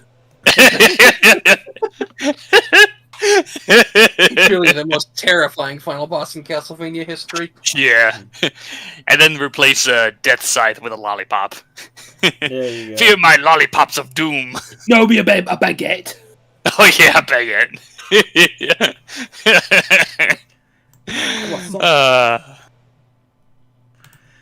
Good times. Anyway, next Sonic the Comic, where Sonic is against environmentalism and wants to use the Earth as a wrecking ball. Yeah. So that's as far as your arguments go. That Sonic is pro-environment, I guess. Yeah. Perhaps the influence of the famous song as well. Oh, yeah. I came in like a wrecking ball. Wrecking Earth. But of course, it's a reference to Miracle Planets or Small Little Planets. Did you hear me However call it's it called. from Sonic Well, yeah, it's CD? called Miracle Planet. So I Yeah. guess this is the Sonic CD adaptation we're gonna get. Oh wait, we already had the one kind. We already had that. Yeah. So this is Sonic CD Part 2. I guess so. Here they say it comes every year. Was that in the games too? Was that a yearly event? Yeah. Every month. Yeah. Every month. Every month. They actually go back and forth on that in these last two issues. Yeah. In this issue, they say it shows up 3 days every month, And in the last issue, they said it shows up in the last month of every year. So even they don't know. Yeah. Well, if Yeah. the official Sonic Riders don't know, then I guess there's no hope for me. But yeah, Brotherhood of Metallic X Part 3. Who wants to do the synopsis? I'll do this one. Alrighty. Alright, so we cut back to Sonic and his freedom fighters that are climbing up the chain to Miracle Planet to try and stop the Brotherhood of Metallics from launching their evil plan on the planet. So while they're doing that, they're getting into contact with Robotnik, because Sonic's like, oh yeah, I hooked him up to our handheld. Like, oh, what? And Robotnik's a bit annoyed, like, oh, why didn't you take Grimer with you? You know, he would have been more successful. And Sonic's like, look, Egg Belly, we're trying to do a stealth mission here, so screw you. So yeah, the Brotherhood are getting ready to activate their new weapon when they're charging it up. So while that's going on, Sonic and the gang head over into a cave and explore a bit. And yeah, there's some banter. And then, oh no, there's a Metallics there. It's like, oh crap, our plan's ruined. Well, don't worry, I got millions of them. So the Metallics notices them, and then comes a big fight where Johnny's beating him up, but then his weapon gets destroyed, and then Sonic attacks them. And he's like, oh, Amy, shoot for the neck. That's the weak spot. And that's what Amy does. Shoots right in between, the head and body, because technically they don't really have a neck. But either way, they managed to defeat it. It's like, all right, so that's one down and a whole bunch more to go. And back to the Metallics, like, we have now charged up our power weapon, and now we shall rid the world of the rats. The rats of Hamlin. So they just chuck the flute weapon thingy into the ground, and a bunch of metallic tentacles start sprouting and start causing havoc, and that's where the story ends. Dun dun dun. Man, the comics really love making a whole army of Metal Sonics. Makes it kind of sad that games never did that. There's even like a mandate against that. Like you can't have more than one Metal Sonic for some reason. Well, I think nowadays there might be, but yeah, back then like Fleetway did it, Archie did it, and yeah, it's a shame IDW Sonic never did it. At least not right now, anyway. I mean, I guess if Sonic OVA is canon in terms of how Metal Sonic works, I guess it makes sense because they only have one copy of Sonic's soul, I guess, or something. But then again, I guess the game should really explain. Yeah, they're probably just like, no, we only need one Metal Sonic, the one who's more marketable, because screw Mecha Sonic or Silver Sonic or whatever. Except in LEGO Dimensions, they showed up there. Yeah, that was nice. Oh, and in Sonic Mania, they used the Game Gear version of Silver Sonic or something. Oh yeah, that was cool. I'm seeing that, and seems to be a little more inspired by the Archie Sonic version, or, you know, it's kind of harder when all they had to work with was just that crude drawing from the game's manual, but yeah, I like to think it's an Archie Sonic reference with the two metallic claws there. There you go. So no complaints about them not using the other Metal Sonics. I guess there's no super strict Sega rules about that. Now if only they can... Yeah, now if only they can bring back Silver Sonic 2 from Sonic Adventure. Yeah, who never really got to do anything. He just made a cameo in that game, and that's it. Kind of weird. Oh well. Guess they had to make the model for the flashback sequence. Yeah, well, the flashback was using the Metal Sonic model, not the Silver Sonic 2 Oh, so it's even weirder. Yeah, because in Sonic Adventure, it's just this, oh, here's a different-looking robot Sonic, and it's just there. The only time he got to do anything was in Archie Sonic, even if it was short-lived. Yeah, it makes you wonder if there's like a boss fight that was cut. That's why it's so frustrating that Sonic Adventure Deluxe Director's Cut doesn't really have actual cut content in it. That was my first thought when they made that one. It's like, oh, and again, I finally have the old version of Windy Hills on there. But nope, no new content. I swear in one of the screenshots, you get to see Sonic fighting a dragon. I'm not exactly sure. Oh, right, yeah. That's a good point. It was one. an air stage. Yeah. Air stage. Yeah. But anyway, poor Sonic... dragon. Yeah, sorry, go ahead. No, just saying, like, oh yeah, the cut Dragon Badnik that appeared in the Sky Chase levels. Indeedy. But yeah, sorry, Sonic Fleetway, we're ignoring you. Let's go back there with Emperor Metal Sonic looking pretty epic. Even though there's like pink butterflies flying around him, kind of ruining the effect. Like, no one must interrupt me as I power up my flute. The butterfly's just confused. Oh, Flute must be a fun Disney princess character. Yay. I have to say, I love the shots of Sonic and friends in a chain going to the planet. It really feels like they're going through space or really high up. Like in the original Sonic CD, it never really looked that epic. Because the shots were kind of plane. But here it really looks like they're high up. Really makes me wish it was like a whole level you have to go up the chain. Hence why I made it a Sonic Mania parody shot that the whole boss fight actually took place on the chain. That would have been great. Oh well. But yeah, I mean, it's always a little confusing at times of like, you know, since Mobius and Miracle Planet basically look alike, so at times you kind of wonder, like, are they going towards like a Miracle Planet or just walking away from it? Oh yeah. Good point. Maybe should have made the little planet a different color, more pink, purplish, since in the actual game most zones are more purplish. Or in the case of the last panel on the second page of the story, the entire planet being green. Yeah, kind of cheap looking. Oh well. Yeah, or more lazy way to do it is, we have Mobius where the continents are green and the ocean's blue. So okay, for Miracle Planet, we'll do the other way. So now the continents are blue and the ocean's green. Oh, it reminds me of a French comic I recently read that had a cool concept like that, where there's like a boy surfing on the ocean, but the ocean is made out of grass, and when he falls in the ocean, like the undersea actually looks like old jungle. So like the grass actually works as water. Like, because it's like an alien, so has different alien planets has different physics. That was pretty cool visual. But well, we keep being distracted by other IPs in this poor comic. Obviously. But yeah, so you're saying it would be a bad idea for me to right now reference the blue grass and green ocean of Planet Namek? Go ahead. You know what? Let's go hard, blue grass. What do you think their favorite music is? But yeah, I loved how the cave looks like. That looks more Sonic CD-esque, at least in terms of colors. So there you go, less generic. Wish they used more of that stuff here to make it stand apart from a regular Mobius. Kind of funny how that lone Metallics is just walking, like almost like he's closing his like visors and such. He's like walking in the dark, like, where's everything? Where am I? There is a panel I quite liked where they stunned one of the Metallics, and he kind of looks a bit drunk because what he got was bit that's behind him that looks like an empty beer bottle. Yeah, yeah, that's a good point. Yeah. I am still functional, just not 100%.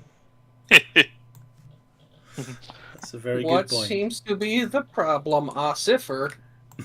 But yeah, quite an intimidating moment with like Johnny and the Metallics, where he just basically breaks apart Johnny's staff and then whacks him and is about to stab him with it. Yeah. Like Johnny's life would have ended too soon. I do love how intimidating the whole Emperor Metal Sonic looks like when he comes has that stupid flute in his hands. It can immediately ruin the effect. I'm gonna play a fun little song on my fiddle stick. Yeah. A super cheesy flute sound. He's now turned into Scaramouche from Samurai Jack. No, he turns into Flute Cop. Flute Cop. Man, what is it with this comic? We're constantly thinking of other media. Well, This comic makes me want to watch other movies. My flute all powered up, you will hear my most jolliest of follies. That's the most British sentence you ever said.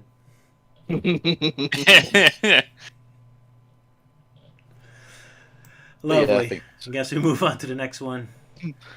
Where we finally get introduced to our hot British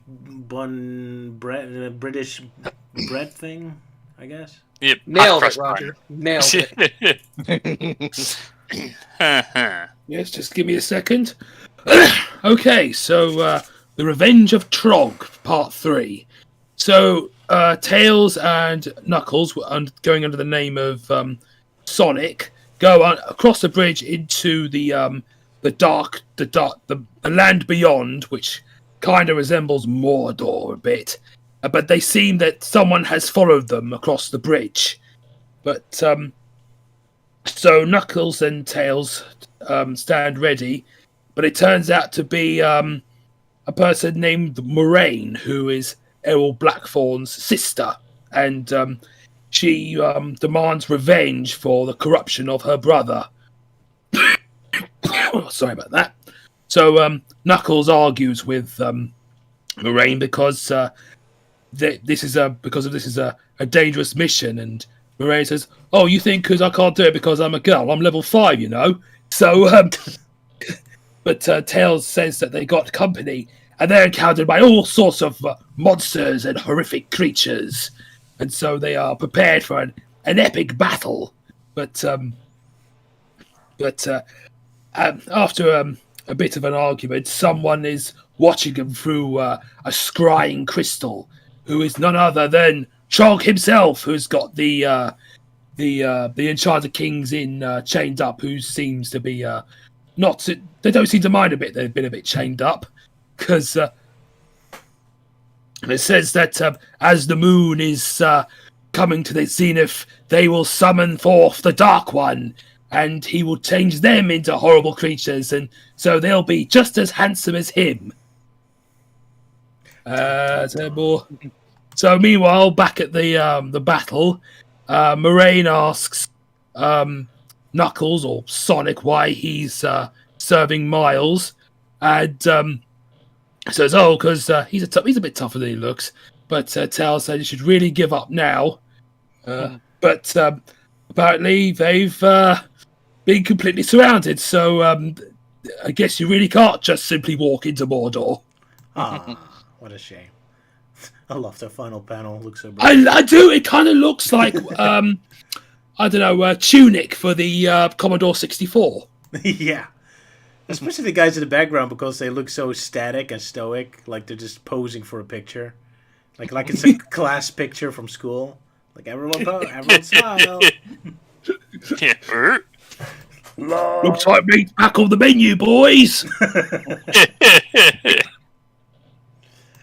But yeah, so there she finally is, the Tails female recolor, I guess. Maybe that's why Knuckles wants her gone, because he's going to confuse her. Tails also wears dresses all the time in his spare time. I confuse you too. Yeah, now the question remains on who came first, this gal from Fleetway or Fiona Fox from Archie Sonic? Good question. And who's going to get the most screen time? I think Fiona, probably. Poor Maureen. Well, the comic was released on the 29th of September, 29th September 1995, so at least there's a date for that for Melting Man to work with. I think Fiona that was might work. first. Because yeah, the Sega Saturn is already out at this point, or at least about to come out, so that's pretty late. Yeah. Yeah, then of course it goes more to the technicality, like, okay, which Fiona came first, the automaton version or the actual real Fiona? That's a good question. Which you I suppose what I do like about this story, especially like with the encounters with the creatures, like they're trying to, like the writers trying to work in their Lord of the Rings / Sonic fanfic. Pretty much, yeah. Yeah. Yeah. I love how angry everyone always looks. Only Maureen here in the first panel almost looks like she's about to kill Tails. Tails, you old bastard! My sword is at your service, she screams while she's about to hit him. You will have my sword! Yeah, and my axe. And my mace. Yeah. Yeah, that's the most amazing part of these comics, how British they are. It's like, oh, let's just turn Sonic to Lord of the Rings, why not? Yeah. And of course, of how the enchanted kings are talking in a way, it's very British in a way. It's goes on a bit, doesn't he? Yeah. As if you should get Monty Python to boy. voice them, yeah. Yeah. I also like how Jog looks as well, because in the last panel he actually goes full on Skeksis. Yeah. A Skeksis on steroids. Indeed, yeah. Skexroids. Skexroids. Good stuff. Good stuff.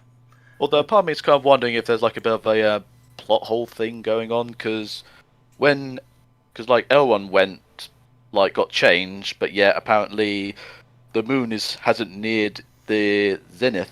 So how exactly was Elrond changed into a monster? That's a good question. Maybe it was already this ugly and they just realized it now. Or they literally took away his Snickers. There you go. Took away his Snickers, yeah. They're lucky he didn't turn to Mr. Bean then. Hello. Oh yeah, so a curiosity. I did the quick research, like, oh yeah, Fiona and Moran, which one came first? So going specifically, the automaton Fiona version showed up on August 1995. Moran showed up in September of that year, and the real Fiona wouldn't show up until much later. Also, Okay. they're pretty close to each other. Because Yeah. 1995 was the magic time, they thought. You and consistent concerning the plot hole. It's pretty much how the dungeon master would try to figure out what to say, because the story of a dungeon master is never consistent, because it's always full of inconsistencies and plot holes. Like, a wizard did it. Yeah. So I guess in so in Fleetway Sonic, it's always a wizard did it, and in Archie Sonic, it's always aliens did it. Alien wizards. Makes Yeah. sense considering Alien America's more wizards. sci-fi and British like more their fantasy. Yeah, you'd be surprised on how often aliens are involved in Archie Sonic. Years before Sega became obsessed with their wisp fetish. Yeah. Indeed. Speaking of horrific monsters, so you can already see the Knuckles cosplays. Already Oh shown. yeah. One looks very mean worthy. Sorry, I had to include those. Although I kind of like the first That's one, no worries. especially with the pose. That's pretty cool. Oh yeah. That's such a cute, adorable I- song. Oh, is that? No, that's Bluckles. Blockle, there you go. Yeah, Blockles. Ha ha ha. The man. Yeah. Hi, even as- Blockles! Yeah. Even as a young kid, when I saw that Knuckles costume, I was like, ugh. It's just because of how massive his chin is. Looks like Like- a meme picture, like he's supposed to be Chad or something. Like, oh, here's the Virgin Knuckles, and there's the Chad Knuckles. Even though the Virgin Knuckles already looks pretty cool. And of course, Tails is watching this kid playing on his Game Gear. Ah, Game Gear makes me nostalgic. But yeah, that would be scary. Have Tails constantly look over your shoulder. I was like, "Hey, idiot, died again. I'm so much better than you." I do love this kid. I do How love did this that work? kid's inventive idea of being like Sonic by attaching clothespins to his hair. I know. Even I was wondering, what are you doing with that? I'm pretending to be Sonic, but yet you've got red, white, and blue on you. Not entirely blues. I'm the American version of Sonic. What's the yellow? What's the yellow square on the Game Gear anyway? Like he put a sticker on it? Kinda hard Yeah, it to looks see. like a sticker.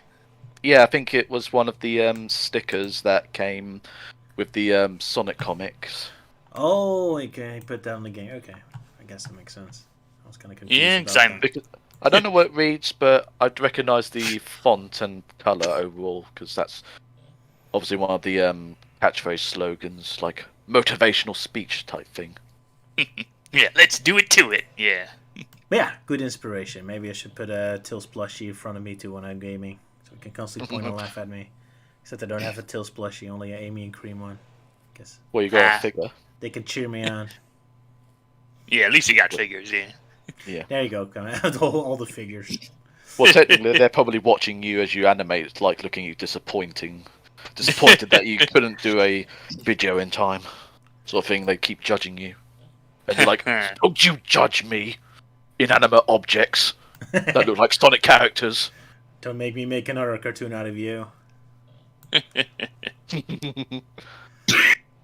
Good times. Don't make me animate you going to the hot springs again. It's gotta be hard with figures. Yeah. Cringy stuff. Good stuff. No matter how much I point and laugh at the Sonic the Comic, I'm much worse myself. Good to know. Right, back to Camembert, I guess. Yeah. Yeah, but of course before that we have gaming articles for Earthworm Jim and Sonic 3. And Yeah, other cheat stuff. codes were that, right? Oh yeah, the Um, cheat codes. Yeah. Oh, yeah, It's, yeah. It's things you can do with lock-on technology for Sonic and Knuckles other than play Sonic 3 and Knuckles. Unlock more bonus stages. So yeah, that's why I didn't conclude. Apparently it works with Echo the Dolphin as well. Oh, I didn't know that. Cool. Should be fun if you put it in Echo the Dolphin, you just get a bonus Sonic level that's just underwater all the time. No one would do that. God. Yeah, a Sonic game where all the levels are just Labyrinth Zone underwater. Oh yeah, not even new levels. As you play through Sonic 3 again, except now all the levels are completely submerged. That'll be a nightmare. Oh you yeah. you start off the first level and yet you die drowning already on the first second. Yeah, because they didn't put new bubbles in there, so you have to beat every level in 5 seconds. Yeah. Funny enough, Crash 4 kind of did that in a way with their inverted levels, where they had one of them where like, oh, the inverted mode, where like one level's underwater themed and it's all slow and bleh. One of my least favorite inverted segments in that game. Oh well, they have to come up with something, I guess. So, who wants to do a synopsis of a bull man jumping down to crush poor Batniks? I'd like to do this one too. Sure. So yeah, there's all-out civil war between the Badniks, and so Cam and Bear escape to Miracle Planet, where apparently Sonic and friends have already set up a vacation home in the short amount of time they've been gone. And yeah, they show up, and they oh god, what is even? The fact they set So up they a, have to they have to go to the because they can't. Okay. So what happens is they realize Sonic's there. They're like, oh, we need the Badniks back. So they go back to Green Hill Zone and they're like, hey, we need you back to Palm Tree Panic. And they're like, fuck off, we like it here now. So they're like, god damn it. So they have to go to the factory, and there's all these like prototypes and broken Badniks, and they need to fix them up. And so Bear busts out his number 2 hammer, which is freaking adorable. I love it. Then they shockingly are able to create some incredibly badass looking Badniks. Yeah. Ah, yes, the 7 Badniks, yeah. Jeez, it's already part 3, and only now do they actually show up. Bit late. yeah. Yeah. I can't help but chuckle a little bit of how Cam and Bert look on the second to last panel on the final page, like going like, "Hey, we did it!" Oh man, now I could just imagine but yeah, the bull guy having a Bullwinkle voice now that you just said that. Hey, Cam, must be pulling rabbit out of my hat. Yeah, that never works. This time it surely will. Presto! Pulls out a hammer. Yeah, I just love the bit where Bert just jumps out and he goes like, "Don't be cheeky," and you got Carol who hasn't been sleeping for weeks. For some reason, I can imagine Captain Theory having that kind of pose there. The whole, oh, don't be thing where he's just jumping. But yeah, that's obviously the panel that I based the Cam picture on from the thumbnail. Ah, yeah. Well, Nice. Instead of him holding a hammer over his head, Captain Theory's holding a copy of Sonic Unleashed. Yeah. Oh, Yeah. So basically, he's just jumping up into the. He hears someone insulting Unleashed, and he just jumps up into the air holding his copy of Sonic Unleashed, and he's like, "Don't be cheeky," and he just literally obliterates them. With one Or a hit. rolled up Sonic poster. or another thing's like, oh yeah, someone saying like, oh no, the Wii and PS2 versions are better, and that pisses off Captain. He just bonks him on the head with the HD yeah. versions. Exactly. I guess that would be me because I've only played the Wii version. I still have yet to play the really? PS3 version. Yeah. So if Captain is Bert, then Luke is Cam with the whole eye roll face expression, like, ah. Yeah. And I'm the random badnig that Bert destroys. Take that with your God, terrible both game popping opinions. Every single time you have an opinion on Twitter, that happens. Like one of the other Twitter persons jumps at you. Like, clunk. Oh yeah. Yeah, whenever I try to express my opinions on the Sonic games, in comes Captain to shut me up. Yeah. But hey, at least the artist in the comic was able to at least draw one particular character with a big toothy grin, being Nice. proper alien. And all the Batniks with giant toothy weird grins. I love Yeah. that. I kind of find it funny how like Metamoto and Motobotnik, basically their whole sort of like mouthpieces kind of resemble like the old sort of 50s cars in a way. with the grills and such. Yeah, I see. It's that's kind of crazy. interesting with the 7 Badniks. It seems like, I think when I've remembered these things, I was like, oh, hey, now there's actually something that all 3 Sonic comics have. Hybrid Badniks. So Fleetway Sonic, we have these guys. Archie Sonic had the Kudzu Hybrid Hydra. And then in IDW Sonic, there's a story that featured their own take on Hybrid Badniks. Yeah. Also, detail I find Graphic funny guy. when they go into the big skyscraper. It looks like a keyboard. Like the way Yeah, all on the the side letters it's are like- drawn. You know what now? I actually do like that panel. Yeah. I think you mean Skyscrapers, Roger. I gotta live that down, am I? Kind of interesting how like that building actually has a pair of eyes, like a Mm. Oh, a cocoon, pair of like eyes? popping up, like because on the Oh, yeah. building, Oh, right, the statue beneath the keyboard. Yeah. yeah. I also like the angle as well because it makes it look very imposing. Yes, Oh, it yeah. is. And also, it leaves me wondering what's going on in this Badnik research and development facility, because in the next panel you see like all these tubes that seem to have aliens in them. Oh, that's a good point. I didn't even notice that. They look like Or gremlins or these- something. Or are these like poor unfortunate animal victims that have basically just been reduced down to their organs? Or maybe it's just Snoke and they're working for the Emperor from Star Wars. Oh, No, it's foreshadowing Infinite and the supposed clones that he was working on. There you go. Nah, I prefer the idea that Flicky's brought down to their skeleton forms. That's kind of dark. Kevin Yeah, Smith's that's pretty stories gruesome, are usually yeah. dark. Yeah.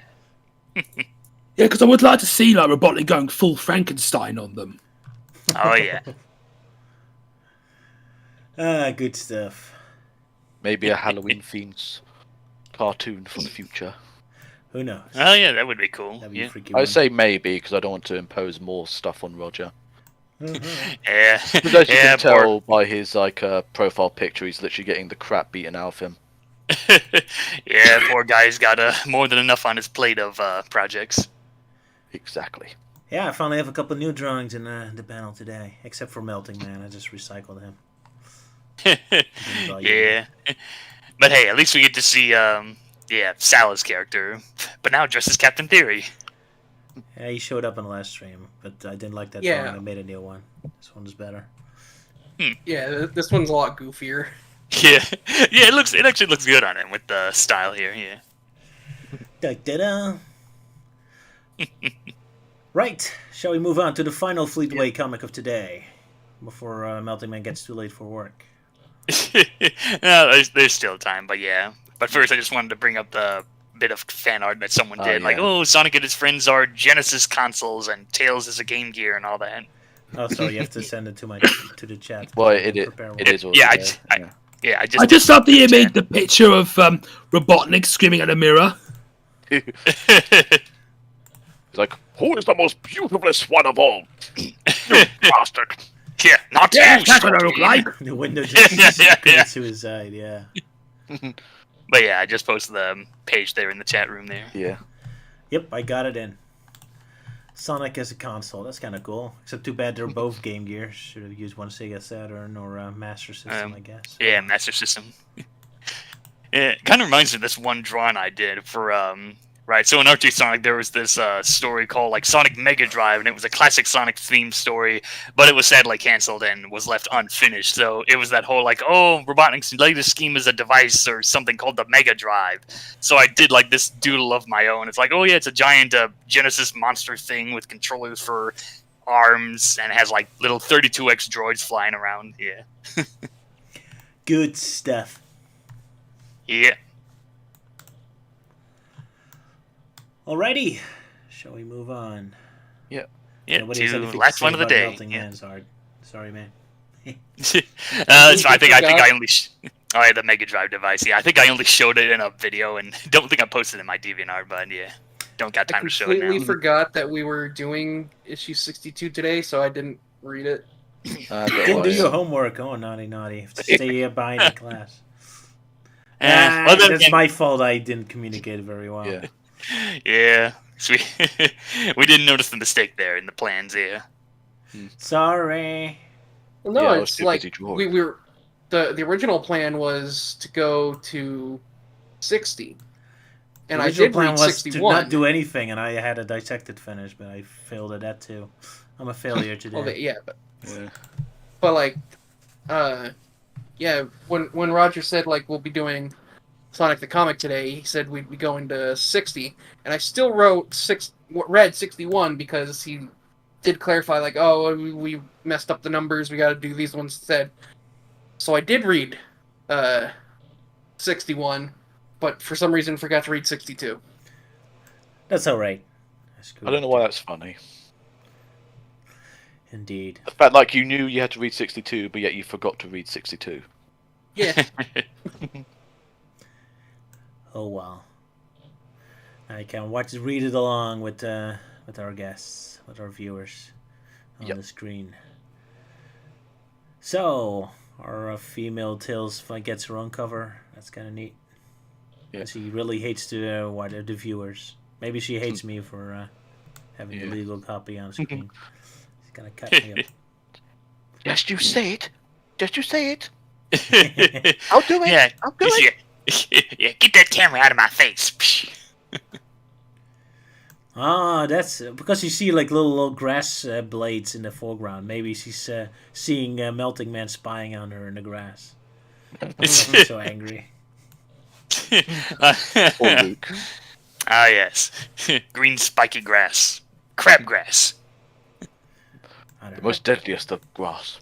I feel like that's supposed to be green fingers. Yeah. Yeah, they're green fingers. Oh, she's cutting up the viewer, and the viewer has green fingers. That's nice.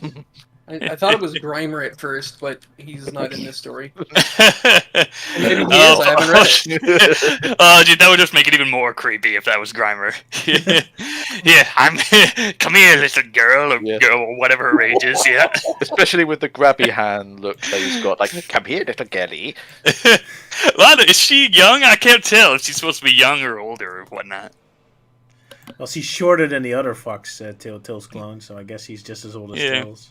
8. Yeah, like shorter than the regular foxes, but slightly more taller than Tails. So I don't know. Maybe she's more in the middle. Guess Tails is 8, she's 12, and the others are 20, I guess, or something. I don't know. Yeah, well, I guess it doesn't matter now because ages for Sonic characters don't exist anymore. It doesn't really make sense anyway. They don't write like it. That's why I found it so funny when Vector said in Sonic X, like, oh, Tails is a late bloomer with love. Like, he's only 8! Weirdo. Oh, well. Guess we shouldn't think about it. Anyway, Brotherhood of Metallics, Part 4! Does anyone want to do a synopsis? Nothing's really needed, it's mostly explosions. Boom. Yeah, it's a Michael Bay story. There you go. Michael Bay read it. Okay, I'll do a brief synopsis of this. So where we last left off, they flung the flute into the ground to control the Rats of Hamlet or whatever. But of course, what actually happens is the planet's turning into metal with it spreading around, and the Metallics robot from before, or someone that brings off Sonic and the others, like, oh yeah, we'll stop you. Metallic's like, you're too late, fools. Yeah. I shall reign supreme. So Sonic's like, okay, well, screw you guys. So they rush out, and it turns out that Porker Lewis had set up a trap for them. So he activates a switch, and all the Metallics blow up. Yeah, big kablooey. And everyone's like, yeah, well done, Porker. You're not so useless after all.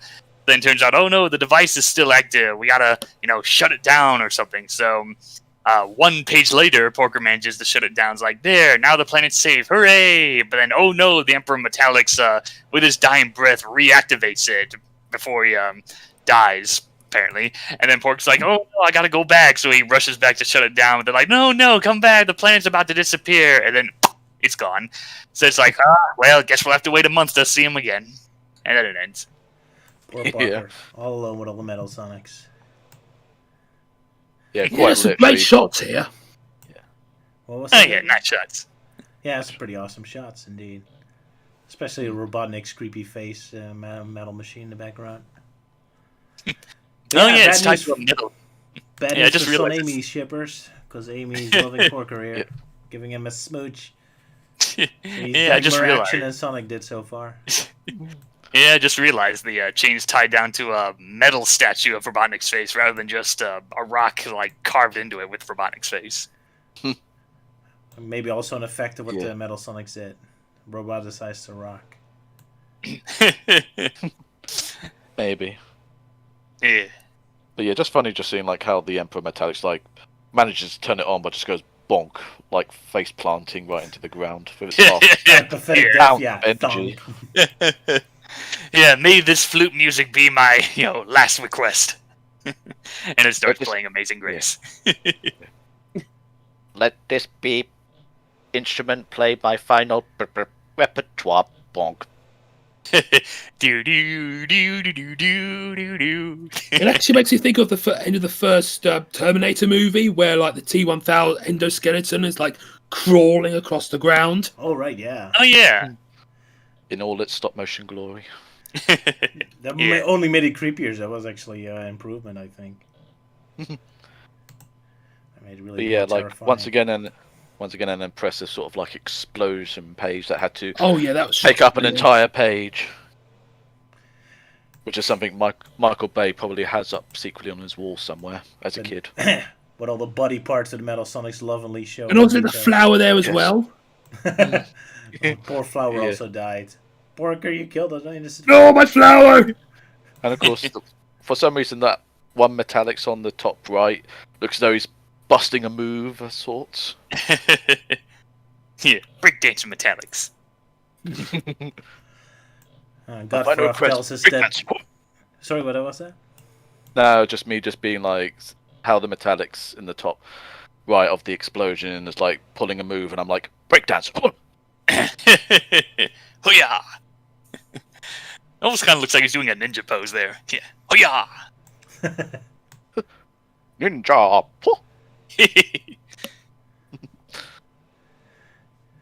Good stuff.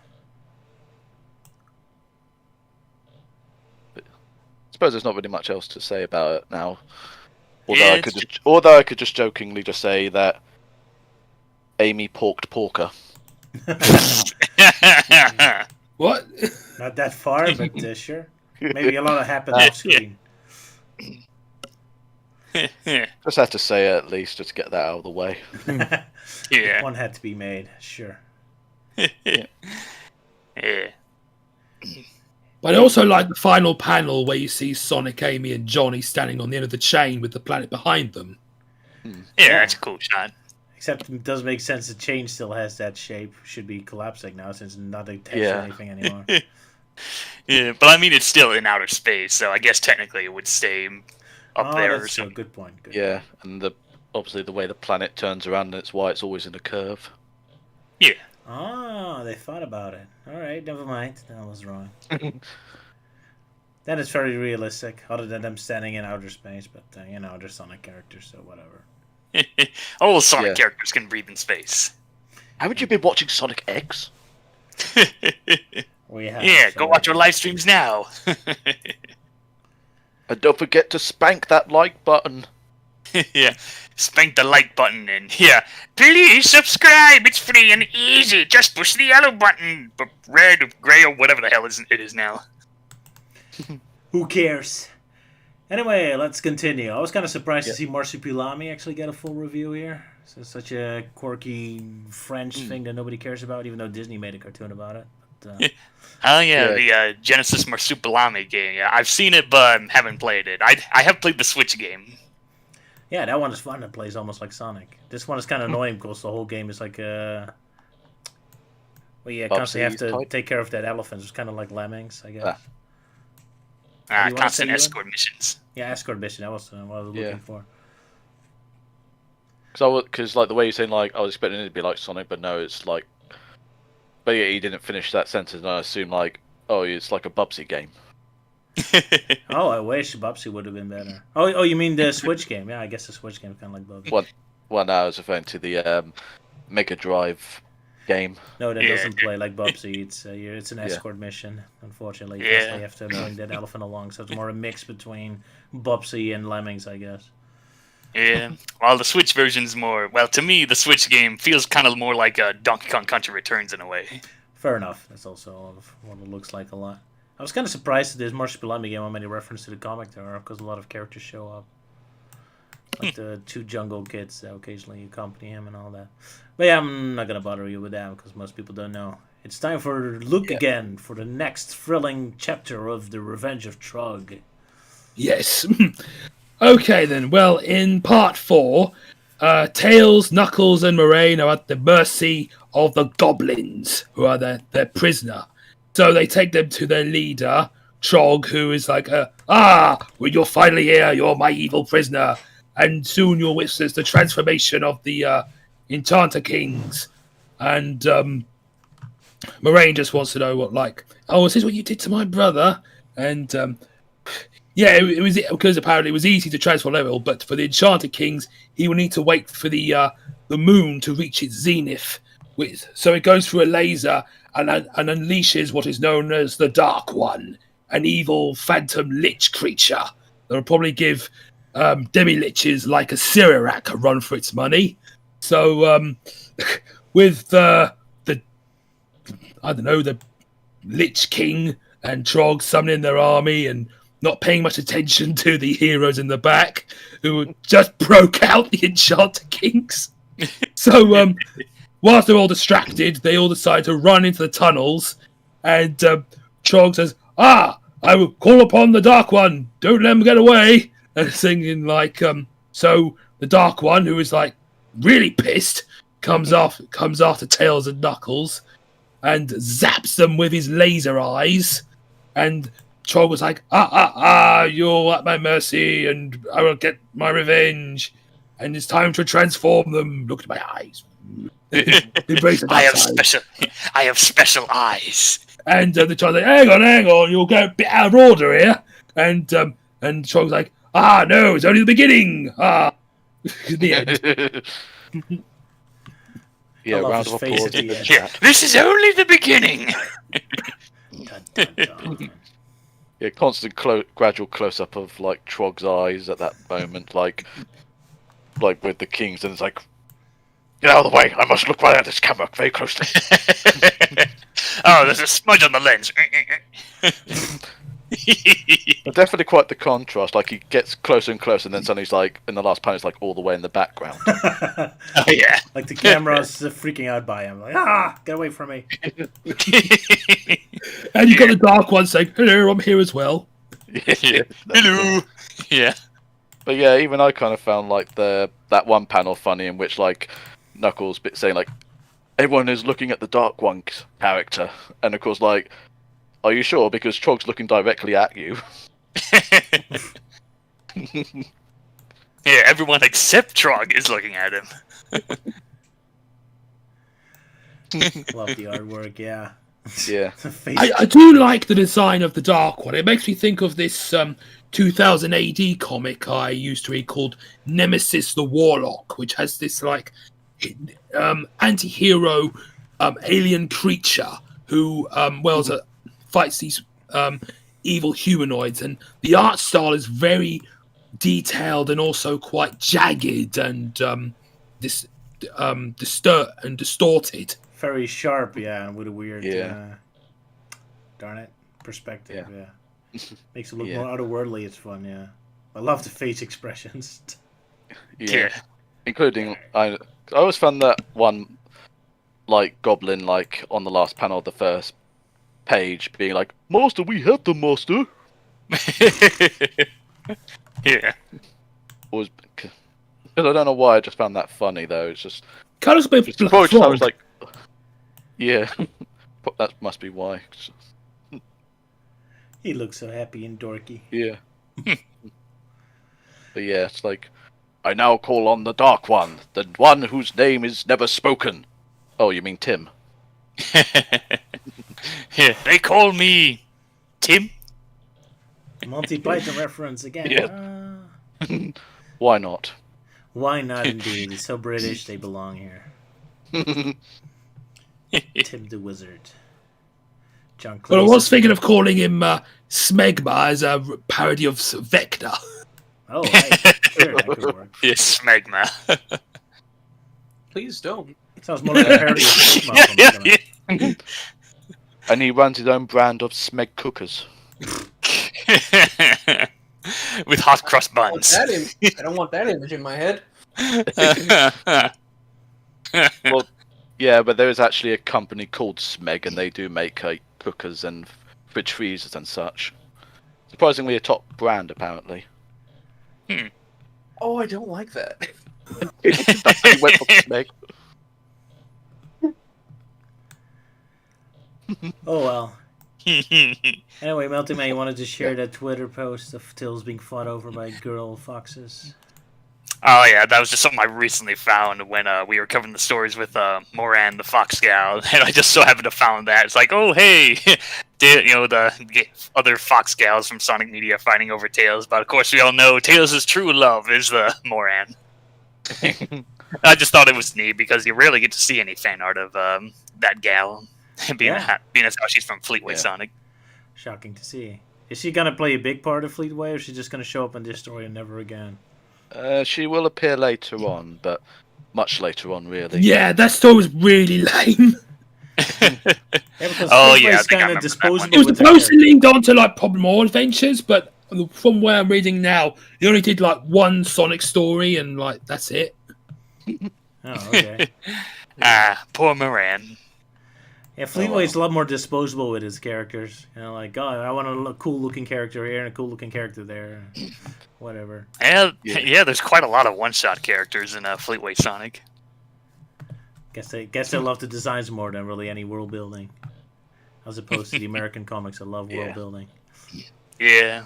Well, of course, Archie Sonic started off with its one-shot characters, but yeah, they later focused more on the world building. Alrighty. Yeah.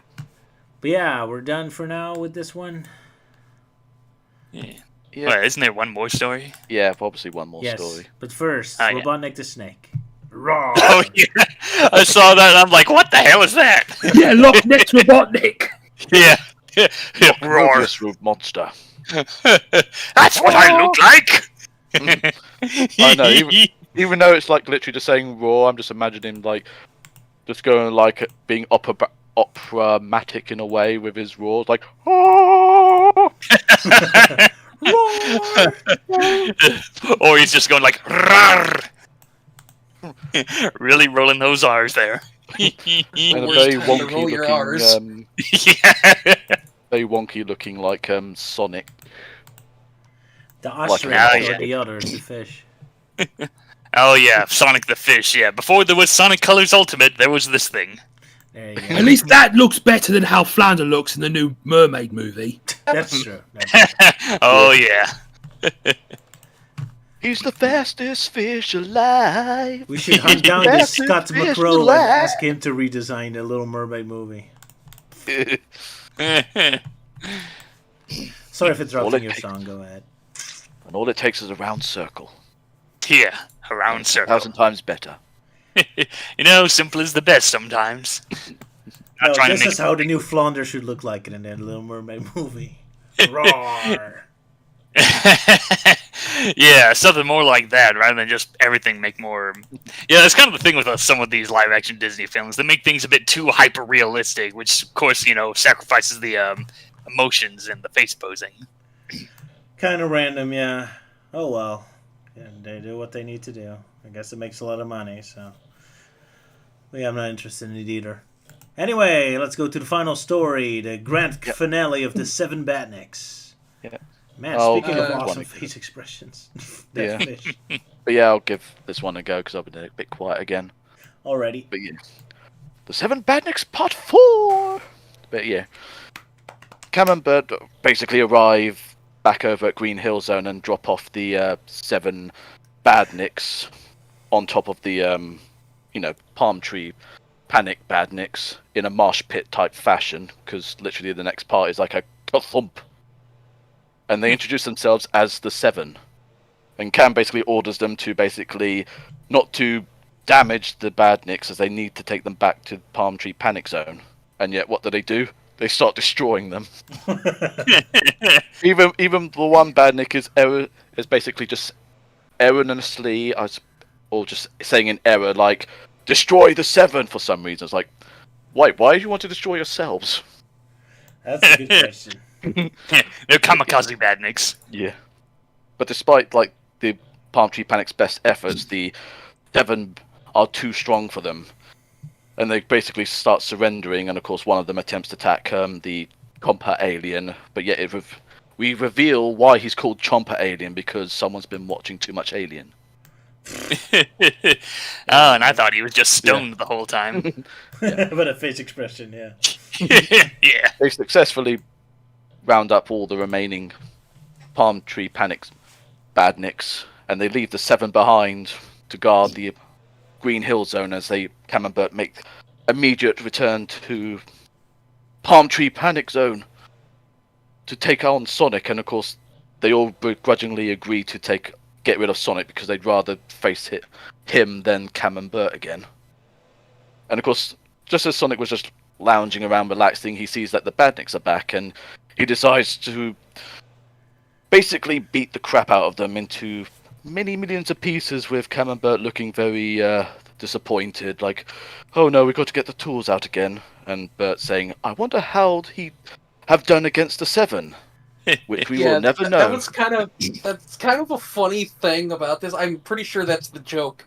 Is that they intentionally made these much stronger robots in order to corral these weaker robots to fight Sonic. Yeah. And there are robots already under their control, so they should be just able to ask them to begin with. Yeah. It's a wonderful dumb story, yes. Yeah. But, I mean, they're mechanical geniuses, but they're obviously not that smart in tactics. I love the two panels where they try to annihilate one of them, where it like comes through the fire and it says like, "You can't defeat us." Yeah. Dum-dum-dum-dum-dum. Yeah. Exactly, the Terminator theme.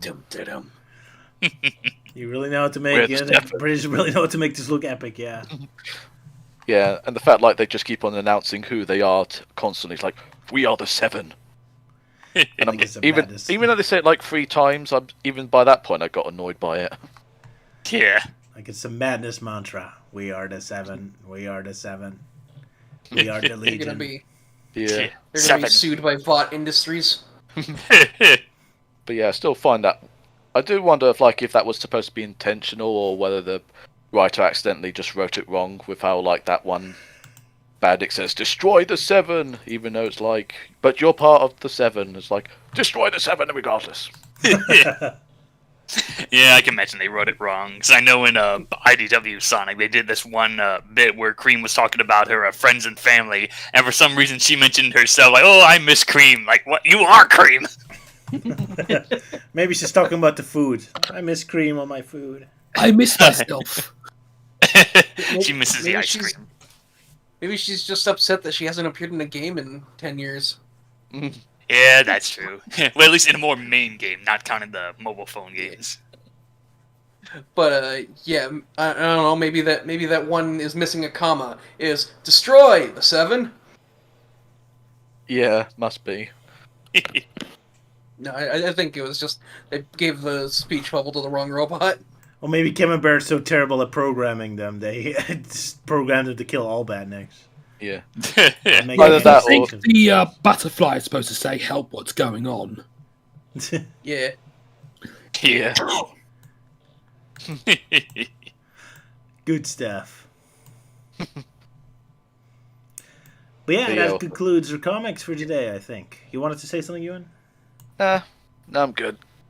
Yeah, we'll just spend it with I think we've all said what we had to say. I mean, we all basically talked about, like, you know, how funny Chomper Alien looks, like, having like an extra jaw in his mouth as an attack. Yeah.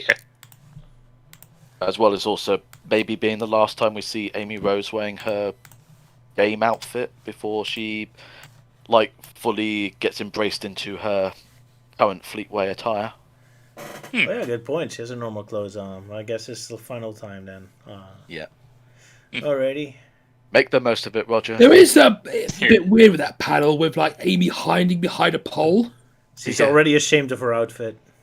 Like, oh, this is not the right costume for pole dancing.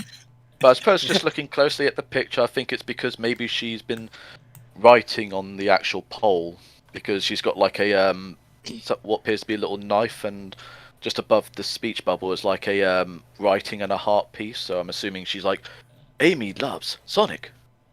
Oh yeah, that stuff. Yeah, Or Amy loves Or pork. the other way around. yeah. Amy loves Parker. Yeah. No, her real true love is Johnny. Yeah. Oh boy. But yeah, I think Melting Man really wants to show off this one particular picture. Like at the Oh end. yeah. That picture's close to real. Oh yeah, it's the last bit of fan art in this issue. Yes, it's definitely the most weirdest one, and like Yeah. how Knuckles always gets the short end of the straw. Yeah, I guess some people just really love to draw Knuckles cross-dressing or something. Exactly.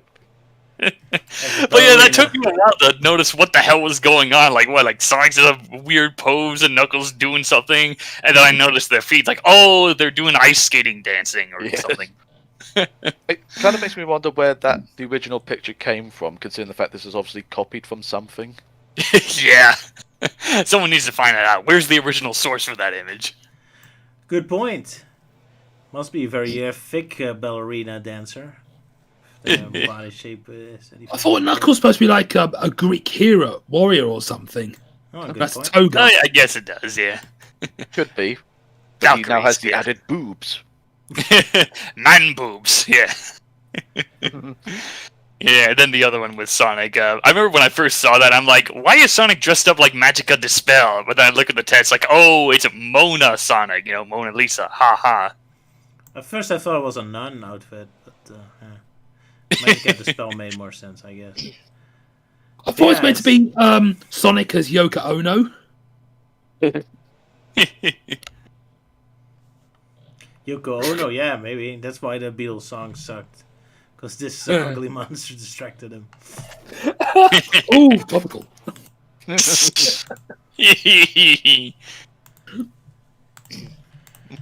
Here's Shadow's opinion on those artworks. That's a cool edit to the Sonic Unleashed moment.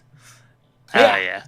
Pretty neat. Of course, it's the old beta version of that scream rather than the final version where it's more Yeah. toned down. Yeah.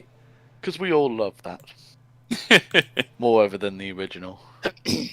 Yeah, Indeed. more over the top, yeah. Yeah. Yeah. That's what we Including Wonder Man.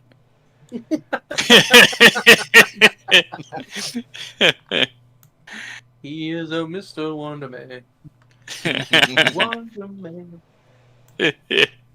Yeah, Shadow before he ends up punching the computer to get those tickets for Amy. like. Sure, why not? Yeah. Also, that's the band she was a fan of. Right said Fred. I am too sexy for my shirt. Well, it can't be as embarrassing as Princess Peach being a fan of Milli Vanilli. Oh yeah, that episode. Which is more hilarious because, right. like the DVD that I got from Shout Factory, they muted the song that they sing, so it's just them like moving their mouths, but they're not singing. Oh.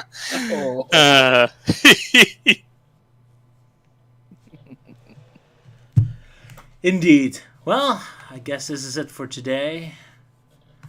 Yeah. We've done plenty of stuff. Yeah. Probably next time we won't do a normal stream, and I'll have a proper Dissected up again for Sonic Prime, which is a long way coming. Yeah, well, unless we have another last minute change. Unless I screw up again, that's definitely a possibility with me. So I we've, was gonna question like how could you screw like something like that up within 2 weeks, but then I realized, oh wait, it's Roger. It's gonna happen.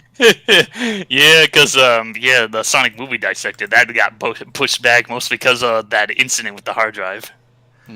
That's true. I'm just not too motivated with proper Dissected. But yeah, to be fair, I only worked for 3 days on Sonic Prime Dissected so far.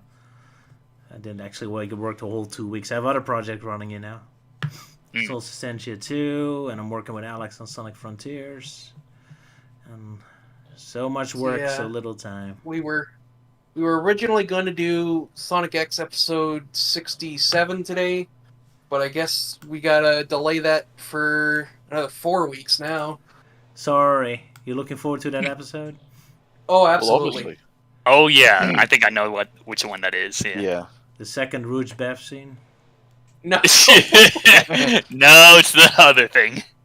Alright, Probably guess we'll something a find little out. more better. Yeah. Well, now that I think about it, we're pretty much at the halfway point with season 3. I thought we were past the halfway point recently. You are. Oh yeah, that is true. Two-thirds? 2/3, yeah. Yeah, sorry, didn't do too much, but I think we already filled up 2 hours, so our stream Yep. went on long enough as it is. 2.5 hours, looks like. Yeah, 2.5. Yeah, reaching there. So we filled in plenty of time. So yeah, see you next time, hopefully with the Sonic Prime Dissected, unless I screwed up, and then we finally talk about Sonic X.